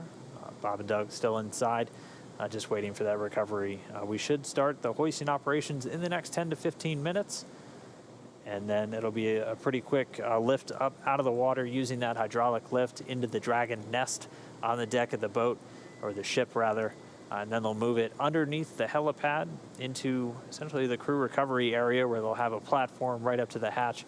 They'll be able to open up the hatch. SpaceX medical doctor will be the first one through the door, able to do a quick check-in with Bob and Doug on their status. And then he and the other medical doctors, flight surgeons, and trained technicians will begin to help them out of the capsule. Yeah, earlier just after splashdown, we did hear Bob and Doug report that they were feeling good after reentry, so that was relayed to the flight surgeon, and good news to hear. Again, this is a view coming from the WB-57 plane as it is circling the area, and we can see Dragon awaiting to be pulled out of the water. Again, we are anticipating that lift to begin in just under 15 minutes. We're approaching 14 minutes here. And then in 21 minutes, we will have an open hatch. And you can see the main recovery vessel in the top right there. That's the helipad with the big SpaceX X on top. It's now backing up towards the capsule. Certainly not to be confused with one of our landing drone ships.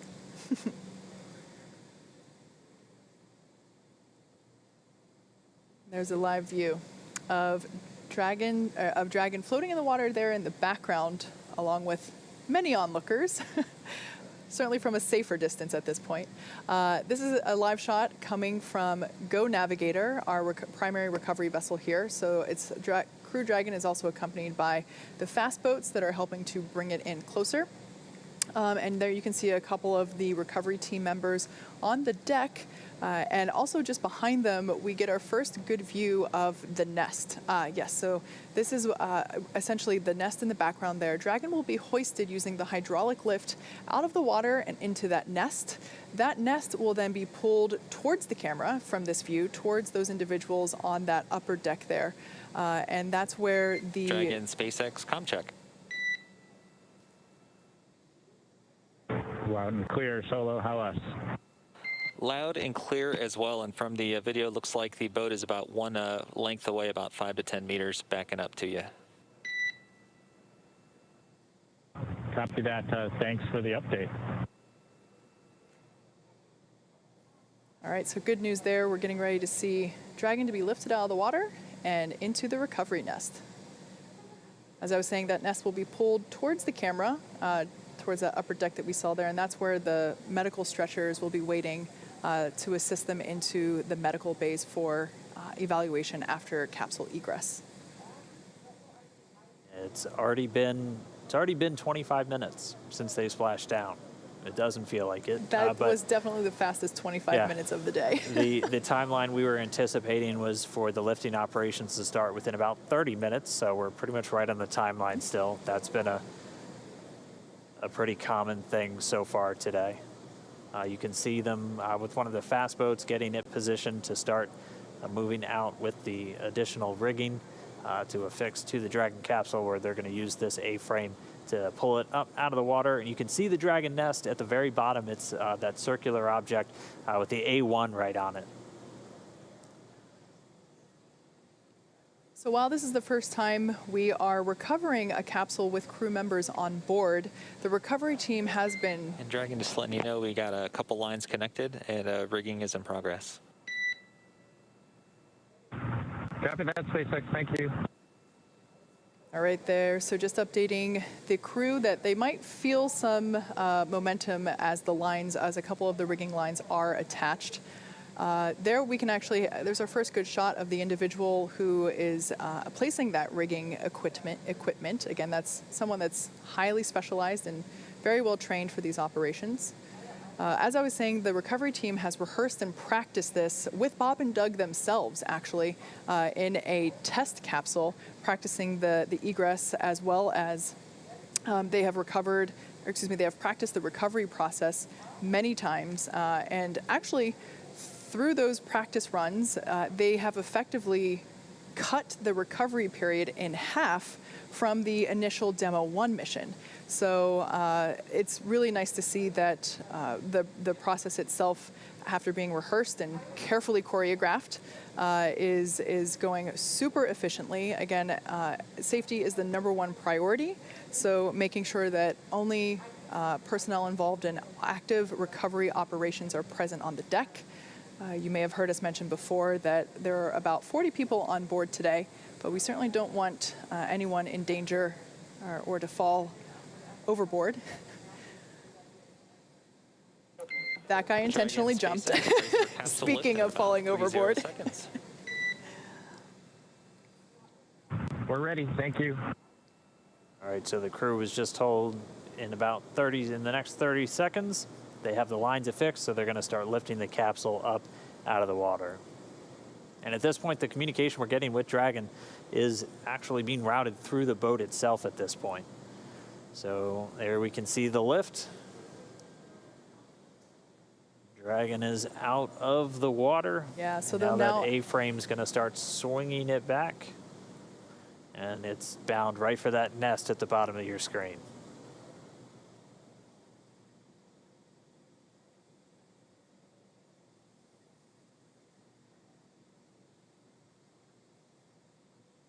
There we're getting a better shot of all the points in which Dragon is tethered to the hydraulic lift, ensuring that it isn't swinging freely.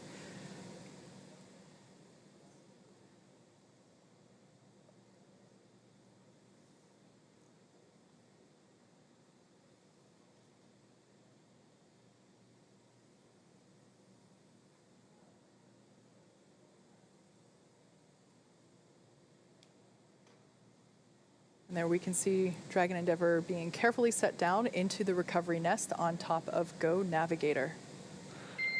Dragon SpaceX, welcome aboard the recovery vessel. Recovery personnel are completing final checks and preparing to translate you to the egress platform. Be happy. Thank you.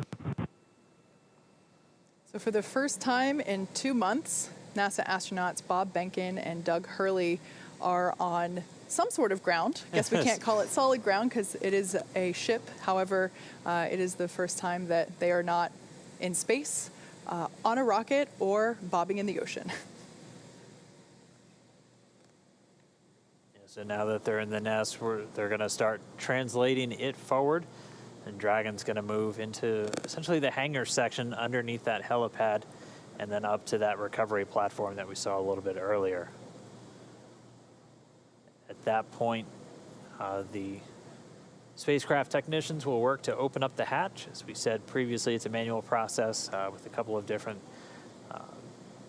attachments you have to engage before the hatch itself can be opened. They'll get it opened, and then SpaceX's Neil Menon will be the first one through the hatchway to check in on Bob and Doug, get their initial health assessment, see if they're ready to move, and then we'll start assisting them out of the capsule and into that medical facility on the boat.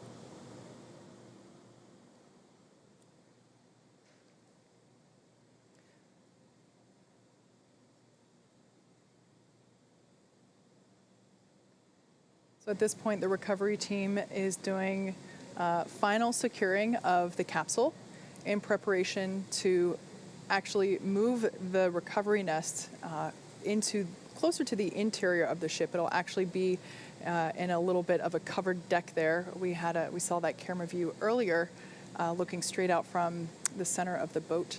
So once Dragon is secured in the nest will be translated then forward and closer to the recovery. Closer to the position in which we're able to actually open the hatch. So while Dragon is on board safely, we're not able to do that just yet. Yeah, they're working to detach some of those lines that were used to hoist it using the A-frame, and we heard that they should be done with that in just a moment, and then we'll start that translation.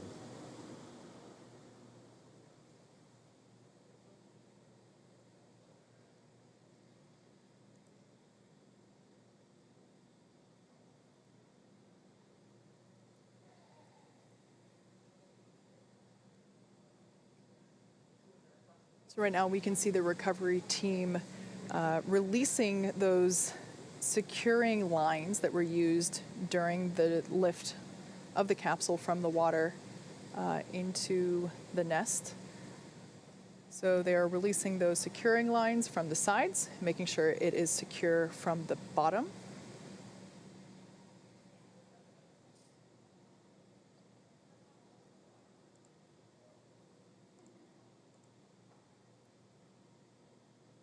And there we see Dragon moving forward. Look at that. Smooth as a Tesla, I would say. It's really interesting to see those scorching marks now that we get a really nice up-close detail shot of Dragon.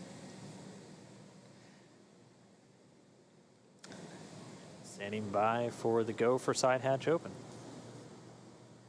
That rounded square there in the center of the capsule is that side hatch, and on either side are those oval windows. Dragon SpaceX, stand by for side hatch opening and egress. Copy, we're ready. All right, crew got the call. We are go for hatch open.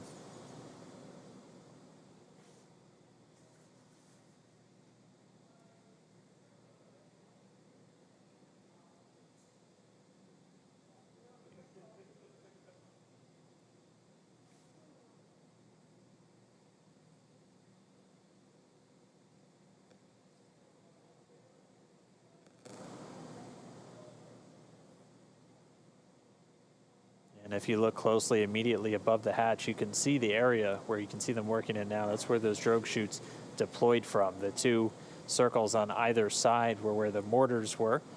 The main parachutes now hidden by the platform underneath the side hatch.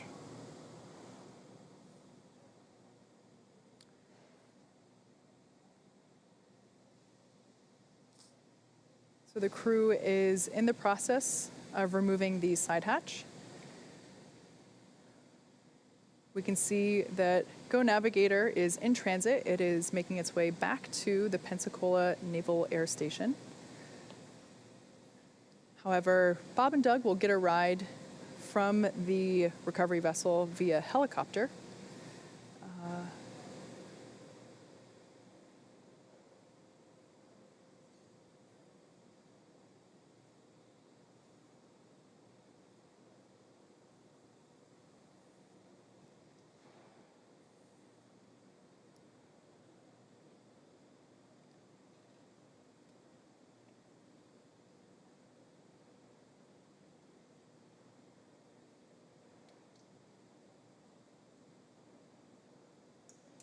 So again, we're preparing to open the side hatch, and once that is done, the flight surgeon will pop his head in, do an initial check, see how Bob and Doug are doing. And Dragon SpaceX, we got a slight delay due to some potential NDO hits near the side hatch. Copy, Mike. We're standing by.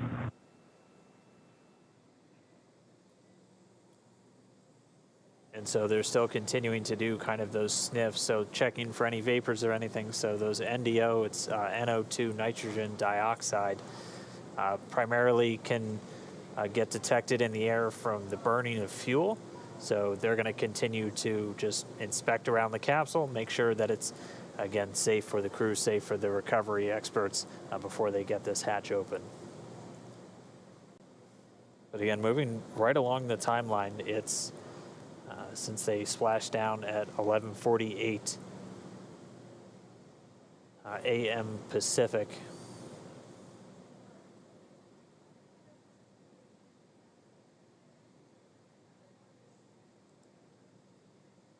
And so again, they're just pausing the operations for a moment, doing some additional air sampling around the prop system. We still have telemetry being fed from the vehicle, so flight controllers here in Hawthorne able to monitor prop tanks, propulsion tank pressures, and not seeing any issues with those at the moment.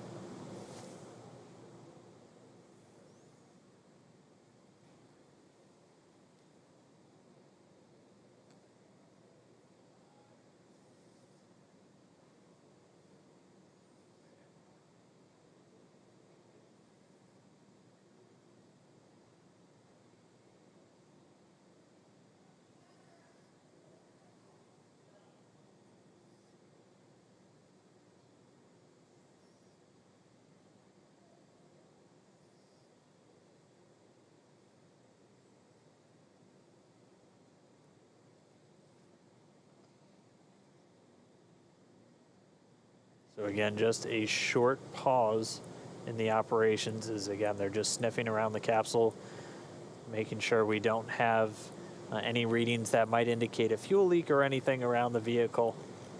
They did detect some NDO, some nitrogen dioxide, which is typically a residue that arises from the burning of fuel.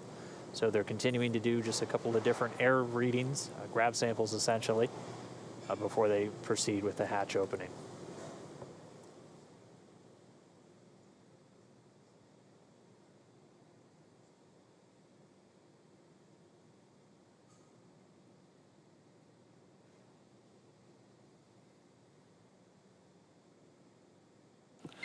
And Dragon SpaceX update, we're still investigating. Looks like we'll be setting up a service section purge. We're working on a ETA for you.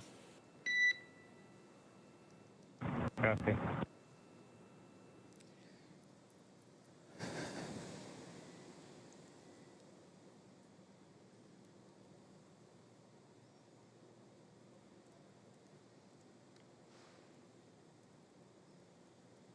In case if you're just joining us, NASA astronauts Bob Behnken and Doug Hurley have safely returned from the International Space Station. They made an on-time splashdown in the Gulf of Mexico, just off the coast of Pensacola, Florida, at 11:48 a.m. Pacific, 18:48 a.m.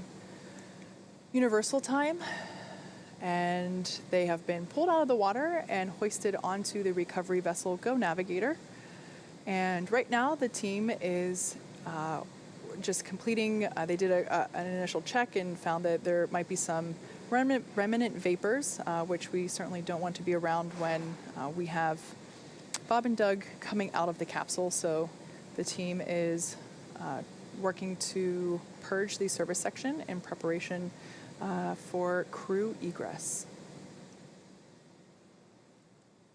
Just a little commentary on the hatches that we've been talking about.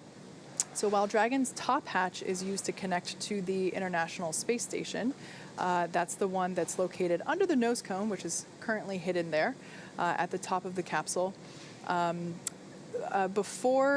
This is the side hatch is what is utilized for ingress and egress, both on the launch pad as well as coming up here on the recovery vessel.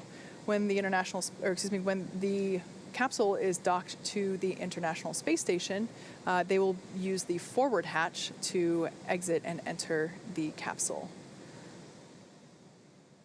Something to note that once that side hatch is opened, it'll be the first time that Bob and Doug have gotten a breath of fresh air. The first time that they've been able to do so in 2 months since they boarded the Falcon 9 at the start of their mission back on May 30th. Yeah, with an on-time splashdown, they return with almost exactly 64 days in space on this mission, just a few minutes shy of that. So I know they're looking forward to it.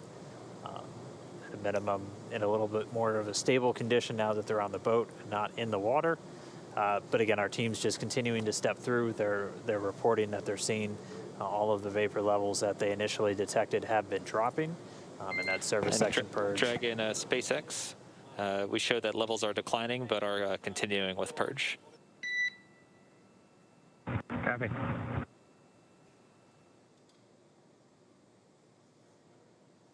And in addition, just so you know, we are not seeing any, leak indications or anything like that. These are pretty small levels, but we still need to do the purge at this time.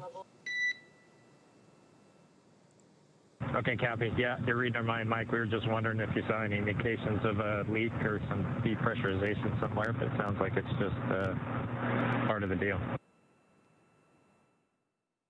Yeah, that's a good readback, Doug.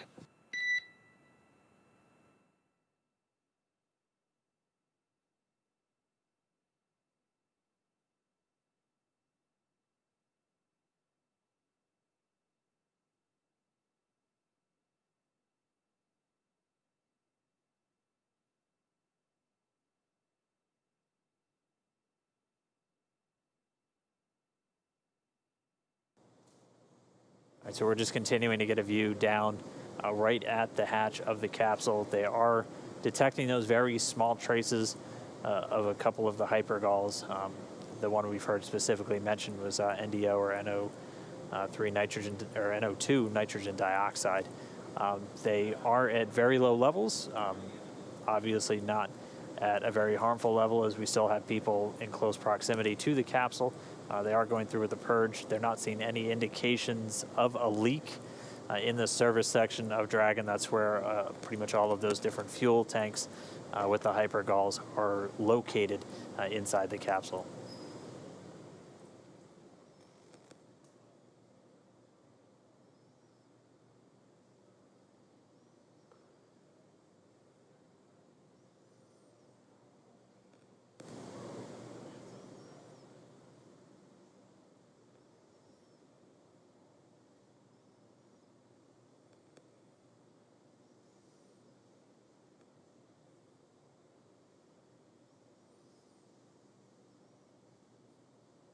And we are just about 44 minutes post-splashdown, actually still ahead of the timeline, as we weren't expecting to get the hatch open until shortly before 60 minutes, at which point we'd be bringing Bob and Doug out. So this service section... SpaceX, another update. The service section purge should begin in a bit under 5 minutes. Right now we're showing NTO about 2x of our personnel exposure limits, and we're hoping once we start the purge, it'll drop down for us. Okay, thanks, Mike.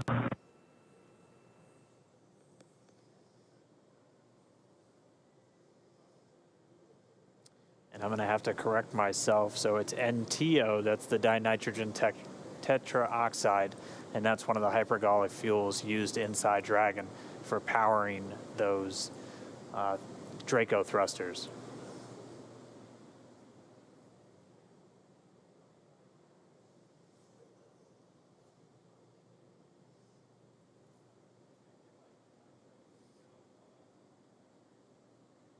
So again, the SpaceX engineers detecting levels of NTO. It's dinitrogen tetraoxide. It's one of the hypergallic fuels used inside the Dragon spacecraft. Levels higher than they would like, so they're essentially doing a purge to help dissipate any vapors in and around the service section where those fuel tanks reside in the Dragon capsule. We're expecting that to take within the next 5 minutes or so. We were still expecting the crew out inside of an hour, so still on the timeline or a few minutes ahead, and we should be seeing Bob and Doug. Once we see those levels continue to drop around the capsule, we'll begin to step through the hatch opening process once again.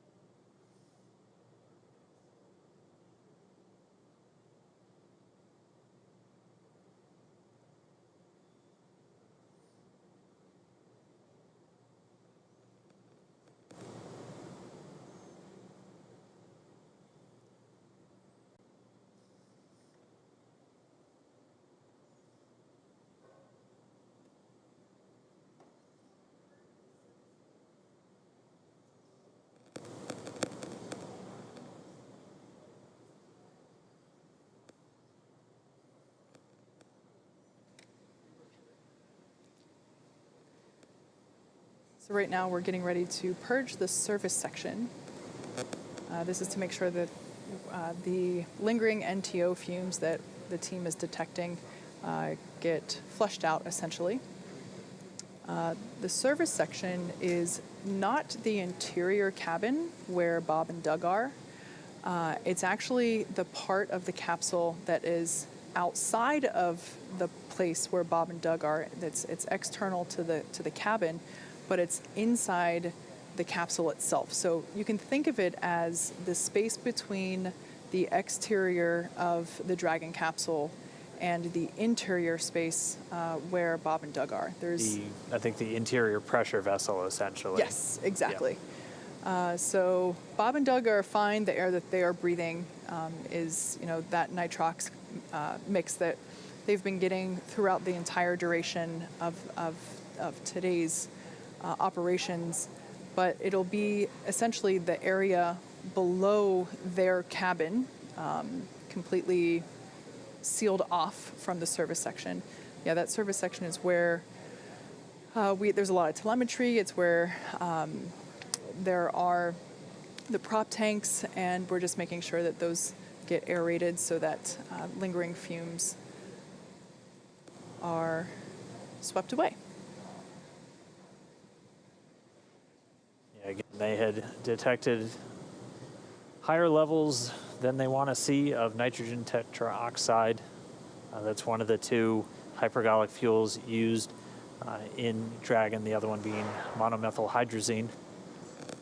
Those two fuels, essentially when thrown together, even without an ignition source, will react. That's what makes them hypergolic fuels. Much simpler, more elegant solution used in a lot of on-orbit maneuvering systems in spacecraft.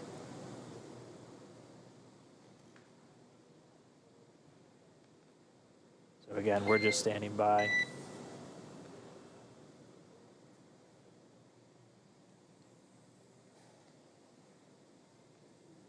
So as you can see on your screen, there is one crew member that has kind of what looks like a... Dragon SpaceX don't have a huge update for you. Just letting you know the service section purge is still in work.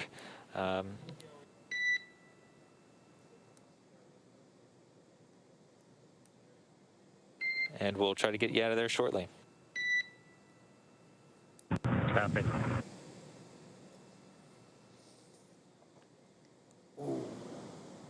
So as I was saying, two individuals on your screen there, one with a face mask and what looks like a scuba tank there with some clean breathing air.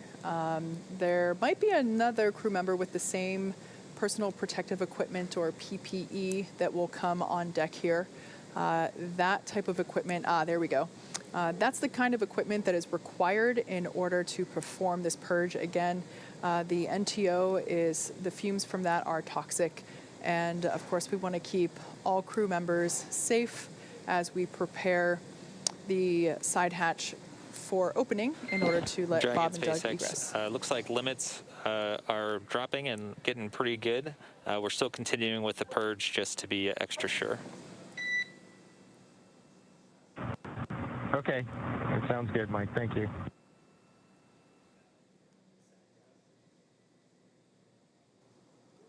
All right, so we just heard the call, the limits continuing to drop on that NTO, that nitrogen tetroxide. So they're just going to continue to monitor those. They're doing a purge, essentially flushing the air around the service section where the tanks for those hypergolic fuels are in Dragon. As Kate was talking about, they're not inside the pressure vessel, the section of the Dragon interior where Bob and Doug and their atmosphere exists. They're essentially outside the pressure vessel, but still inside the outer shell of the Dragon spacecraft.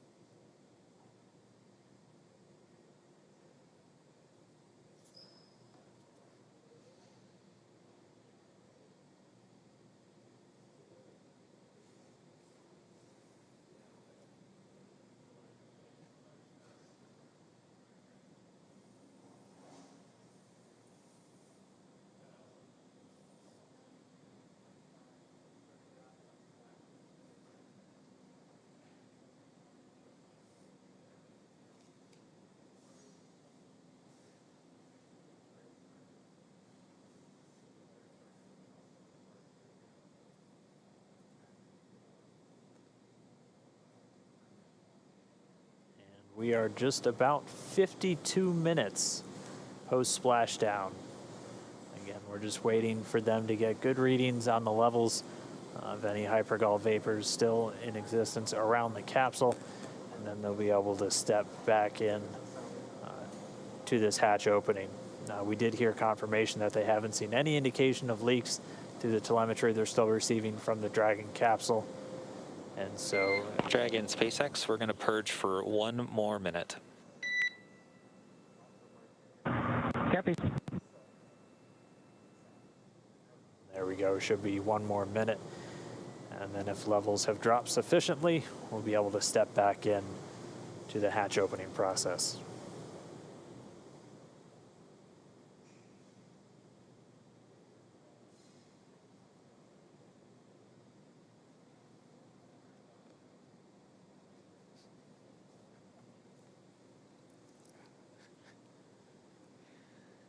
Bob and Doug will be getting assistance from the recovery teams while exiting Dragon Endeavour.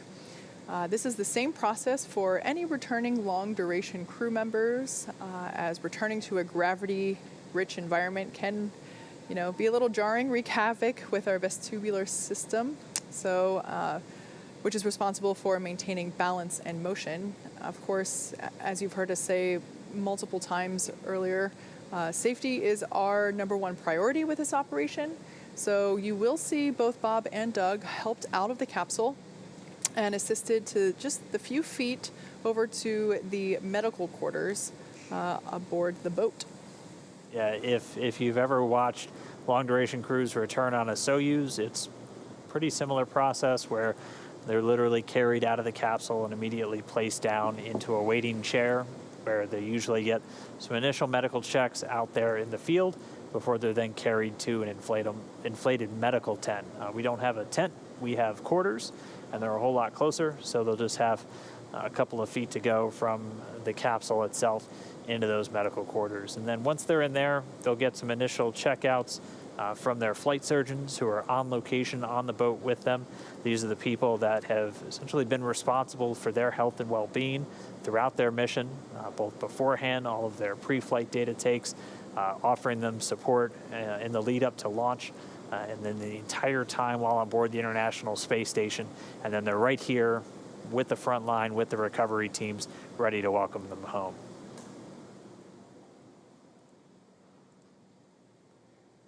So it's been just about a minute since we heard that last call to the crew. We should be just about done with the purge. We're going to stand by, and hopefully we'll resume these hatch opening operations in just a moment.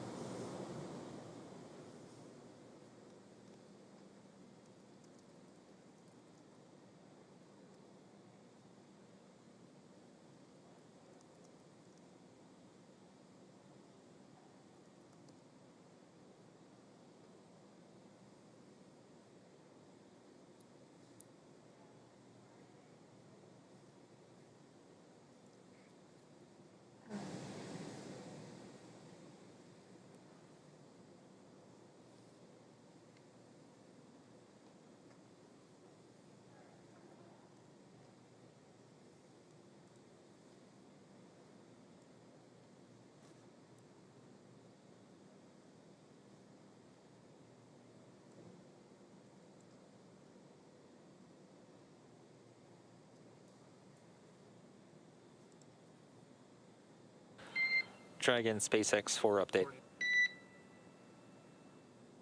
Go ahead.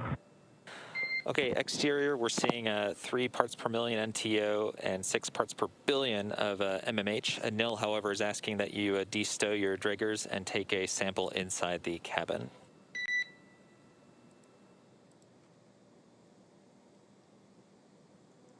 Yeah, which detector, what number, Mike? Yeah, it'll be detectors 2 and 3 in location 14. Copy. Okay, thanks, Doug. All right, so we just got the call out of the current readings of both the NTO, the nitrogen tetroxide, and the monomethyl hydrazine, either in the parts per million or the parts per billion. But just as an extra safety precaution, We heard Anil, so Anil Menon, the medical authority from SpaceX on the boat, asking the crew to take out some air detectors that they have inside with them just to do some quick sampling inside the cabin itself. So again, we've said it before, we'll continue to say it throughout, safety the top priority with this operation. So the teams are going to be very methodical and make sure that everything is in a good setup, a safe environment, not only for the crew themselves, but also for our recovery forces. But for now, Bob and Doug still inside of Crew Dragon. We are just 58 minutes post-landing.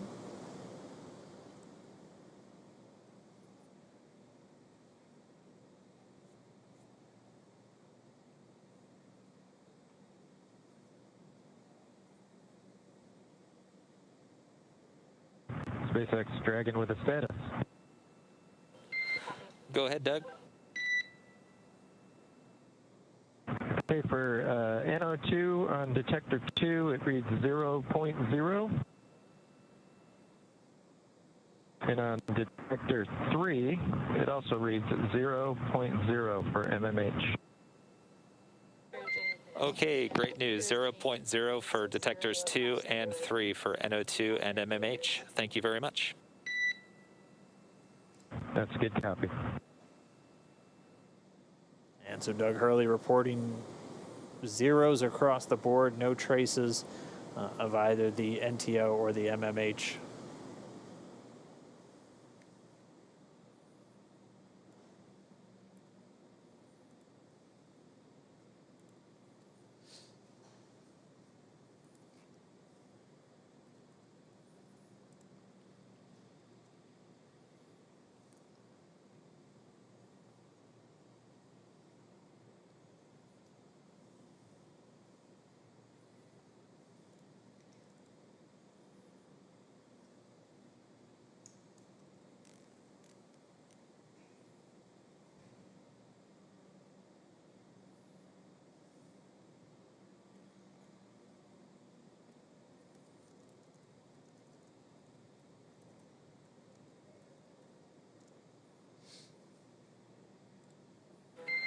Dragon SpaceX for a status update.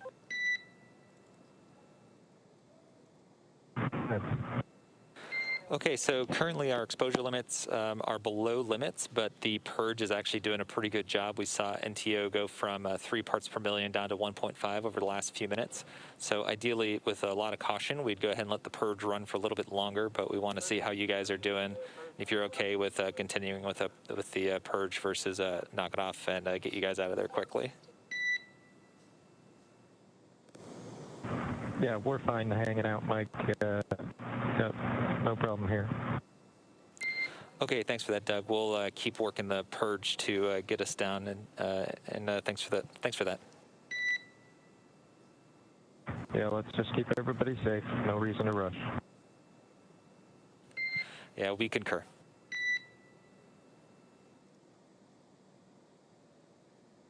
Spacecraft Commander Doug Hurley reporting the crew still doing well in Dragon, so they are good to continue to hang out. The medical authority there on the boat recommending as long as the crew is okay and still doing well inside Dragon, they'll just continue with the purge, trying to get those trace readings of any hypergol vapors all the way down to 0. Because again, we're really focused on not only keeping the astronauts safe, but all of the recovery engineers and medical professionals there on the scene as well.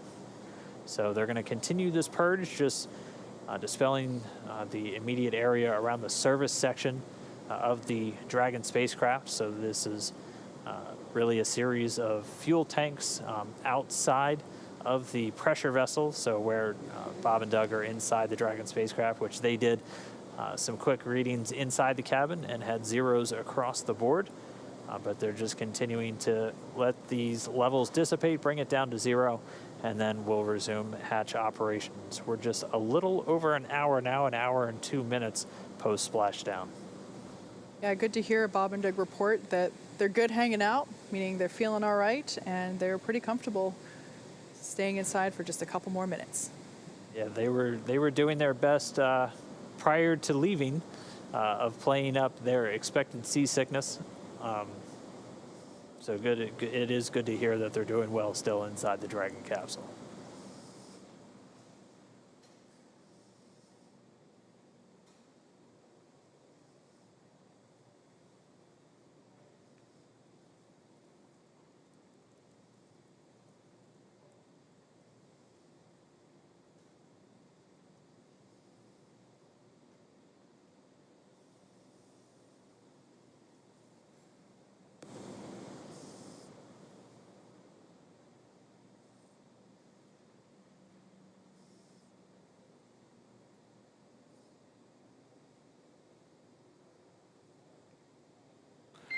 And Dragon SpaceX, we're still seeing good indications from the purge. We're looking to go about another 5 minutes and looking for 0 indications. If at any time you'd like us to speed things up, please let us know. Oh, we're good. Just keep doing what you're doing. We can wait the 5. Easy. All right. Thanks, Doug.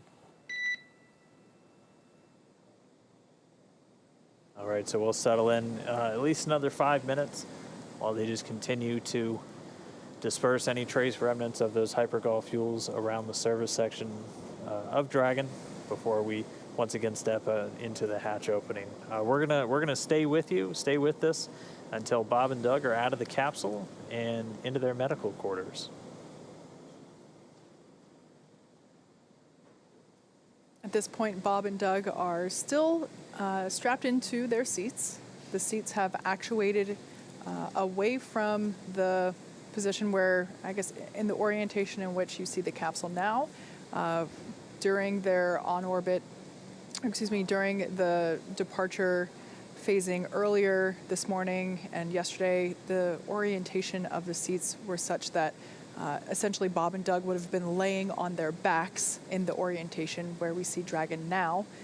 Currently, the seats have actuated upward slightly, so they are not completely upright. They are reclined a little bit, nice and comfy there, but they are able to see in and out of those windows there that we see on either side of the side hatch.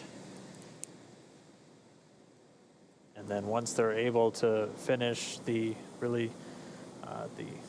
egress process, getting Bob and Doug out of the capsule, once they're in the medical area, they'll look to start bringing in the helicopter as both Bob and Doug are going to be flown back to Pensacola via helicopter, getting them to the shore in just a matter of minutes, where a NASA plane is going to be standing by to then load them up and bring them home to Ellington Airfield at the Johnson Space Center in Houston.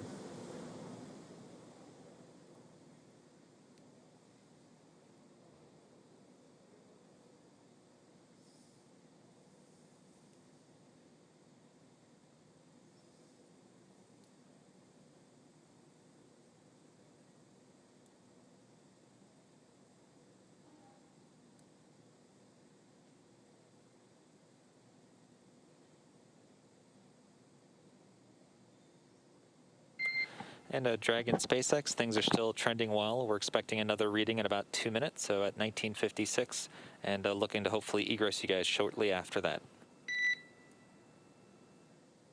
Okay, sounds good, bud. Thank you.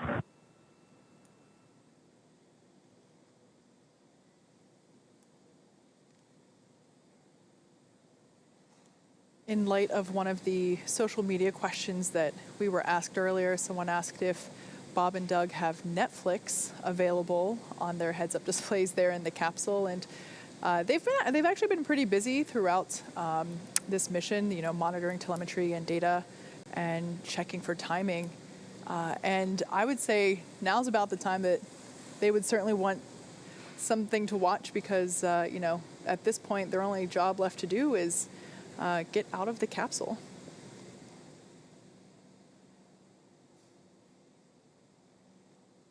Has to be a feeling of just success, though, for those two. I mean, taking the first flight in a brand new spacecraft, we knew as test pilots, this is something that was kind of their bread and butter when they were in the military, and definitely something they leapt at the chance for once they became astronauts. And really a pretty flawless flight for Dragon. Obviously, we'll have all of the post-flight review coming up in the next several weeks. as we continue to assess all the data that we receive throughout the mission and any data still recorded locally on Dragon itself. And we'll be spending the next several weeks going through and assessing the mission and working through the certification process. And we're already targeting the first operational flight, currently pegged for no earlier than late September.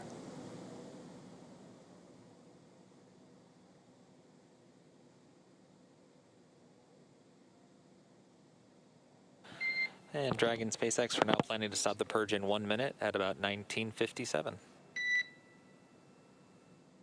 Copy. Thank you.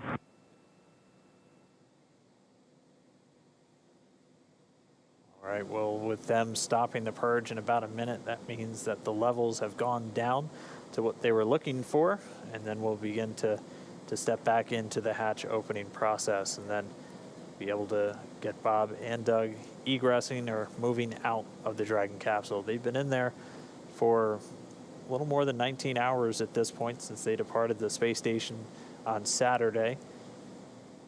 They had a sleep period, 8 hours of rest on the capsule on their way home. They've been up since a little bit earlier this morning, that wake coming about 4:40 a.m. Pacific, so a little more than 8 hours ago.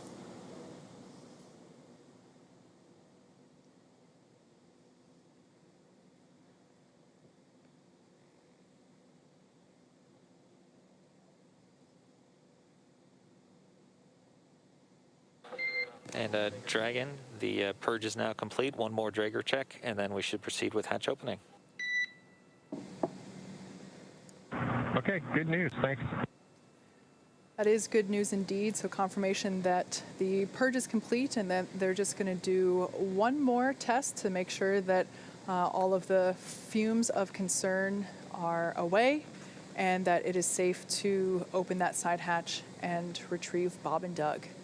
Once again, once that side hatch is open, our flight surgeon will be the first to say hello, get a quick medical checkup, although based on the reports that they've been that the crew have been giving us along the way, it sounds like they're doing great, they're feeling good, and they're pretty comfortable there inside a Crew Dragon.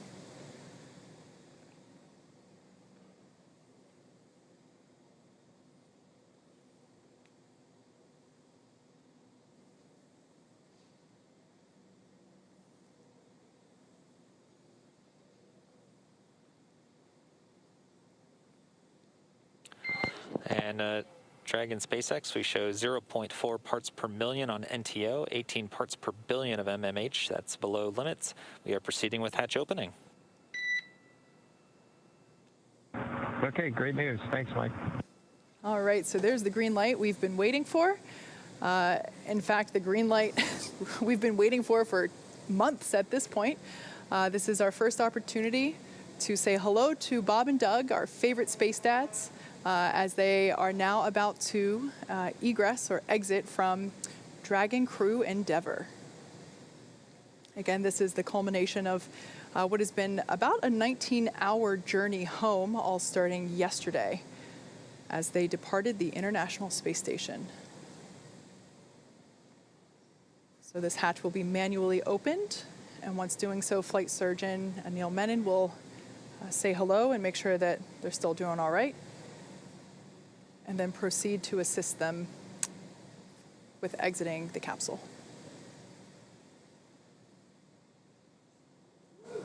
And we see the hatch is now open. Hatch being opened at 12:59 p.m. Pacific. Hatch is open.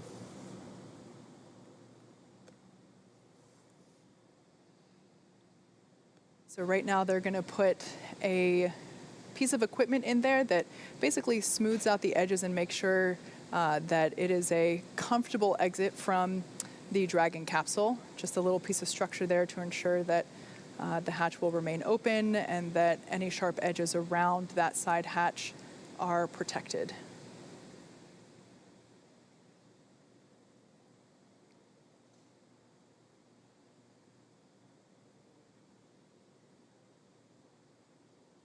In the blue suit there, that's one of NASA's flight surgeons for the crew. That's Dr. Stephen Hart.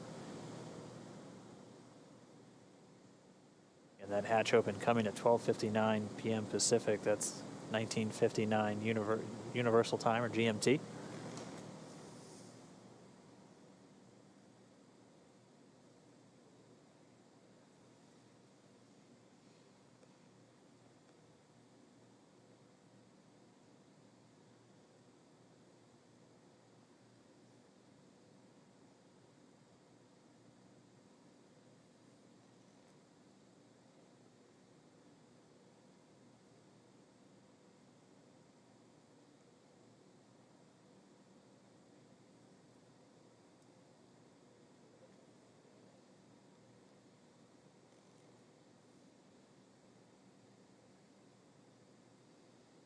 So once again, the SpaceX recovery team is now assisting NASA astronauts Bob Behnken and Doug Hurley to exit the spacecraft. Sorry, we got the hatch open just about 2 minutes ago. We paused for a little while as they were just detecting some trace amounts of some of the hypergol fuels. So we executed a series of purges. And then once those were down back in acceptable limits, we were able to then start with the egress. So there we see a stretcher on deck. This is normal. This is part of the standard recovery procedure. And it is just simply to ensure Bob and Doug remain safe. Like we said, readjusting to gravity can be a little challenging. Dizziness can often occur, especially when you're on a boat. SpaceX Dragon, recap. So this stretcher will just be used to as standard procedure to make sure that the astronauts make it over to the medical tent as easily and as comfortably as possible. Yeah, as we discussed, the reintroduction to gravity from microgravity can be a bit jarring, especially on our vestibular system, so the stuff responsible for our balance. And as they are on a ship underway, we just want to make sure we're taking every possible precaution to ensure that their arrival is safe and free from any injury now that they are home.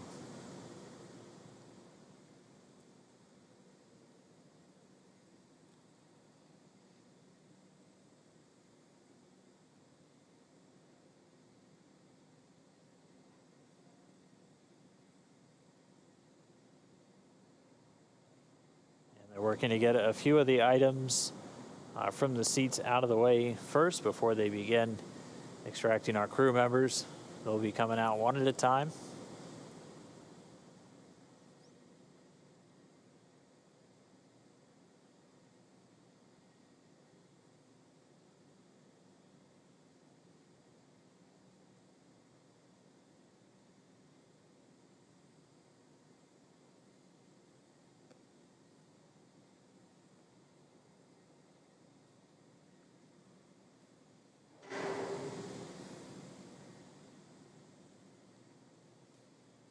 As we saw during the ascent portion of this mission, there is enough room inside the capsule for them to do a backflip in microgravity.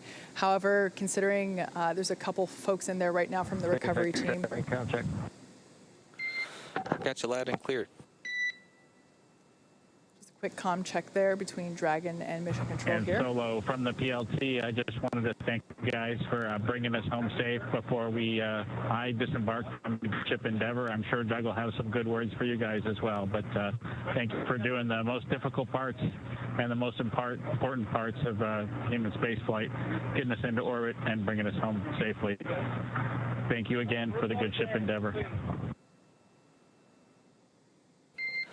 Thank you, Bob, for those awesome words. It's absolutely been an honor and a pleasure to work with you from the entire SpaceX team. It's been awesome.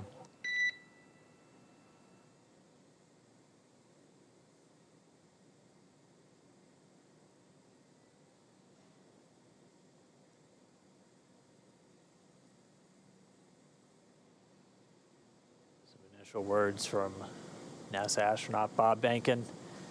He's in the pilot seat, so you've heard him refer to himself as PLT.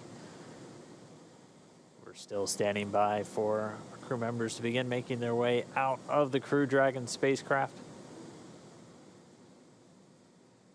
And they got and they're going to get some assistance just the couple of feet to the medical quarters on board the ship, where they're going to be able to get out of their suits that they've been wearing for all of the final dynamic phases of the separation events, deorbit burn, re-entry, splashing down just a little over an hour ago at 11:48 p.m. or a.m. Pacific time.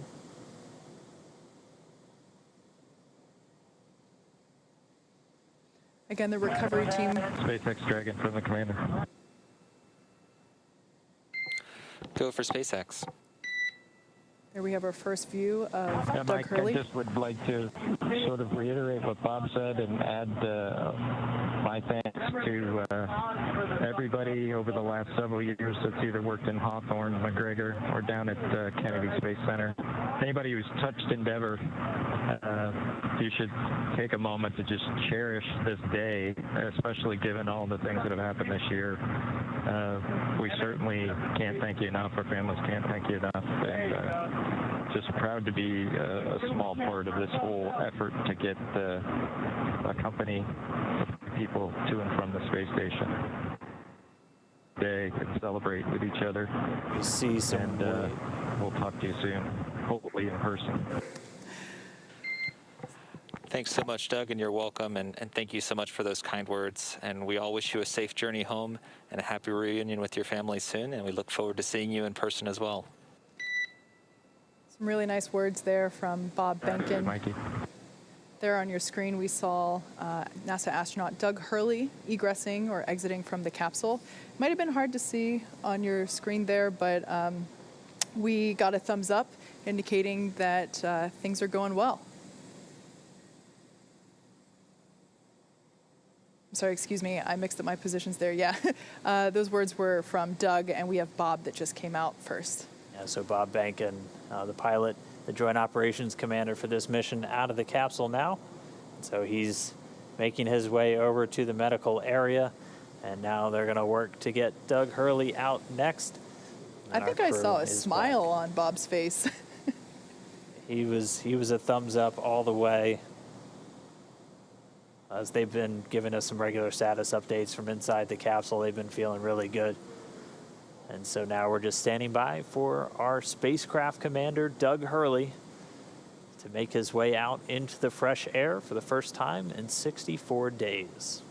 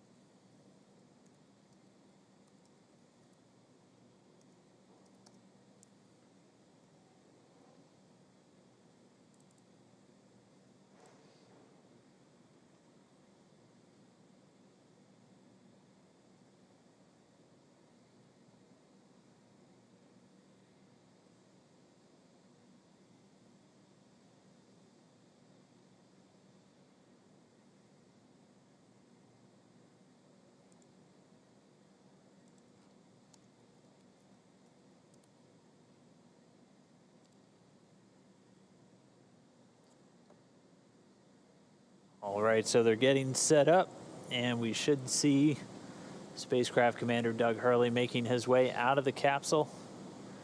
And it looks like we've got him out. We've got him seated.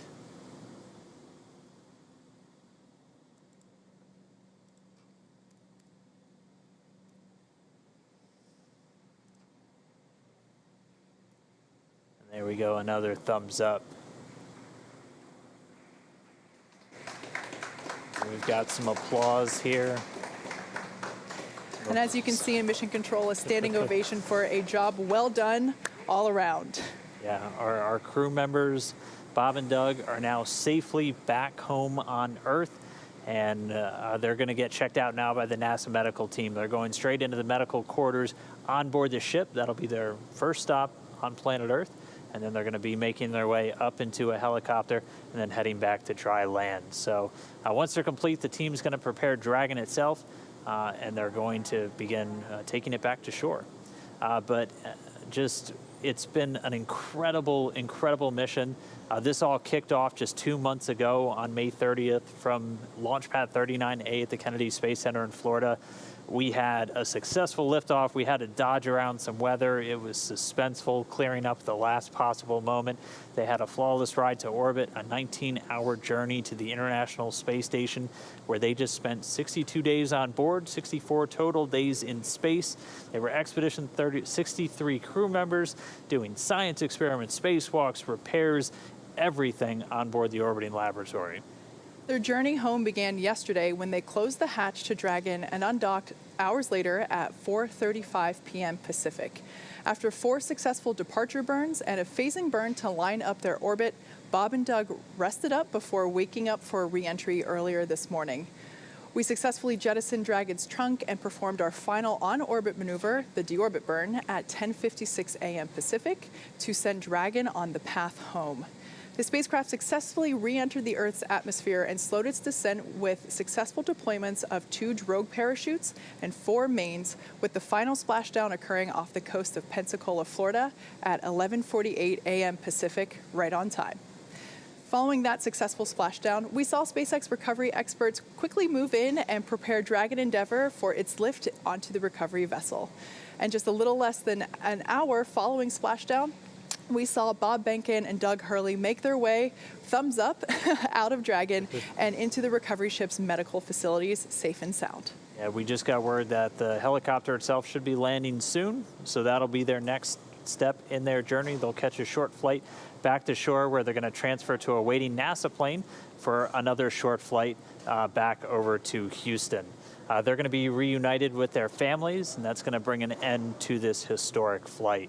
It's really been an honor and a privilege to share this journey with all of you as we open up this new era in human space flight. But I mean, just as we close the book on this mission, we're already counting down the days to the next crewed Dragon flight. Yeah, absolutely. SpaceX and NASA will now begin the process of reviewing data and telemetry from this successful demonstration mission to prepare us for Crew 1, which is currently targeted to launch no earlier than late September. Crew 1 will be SpaceX's first operational flight, flying a full crew of 4 astronauts, including our first from Japan, one of the international partners on the space station. The mission will last approximately 6 months. It has been an incredible honor and joy to share this mission with the public, and the teams from SpaceX and NASA have worked so hard to get here and return this capability to fly humans from America.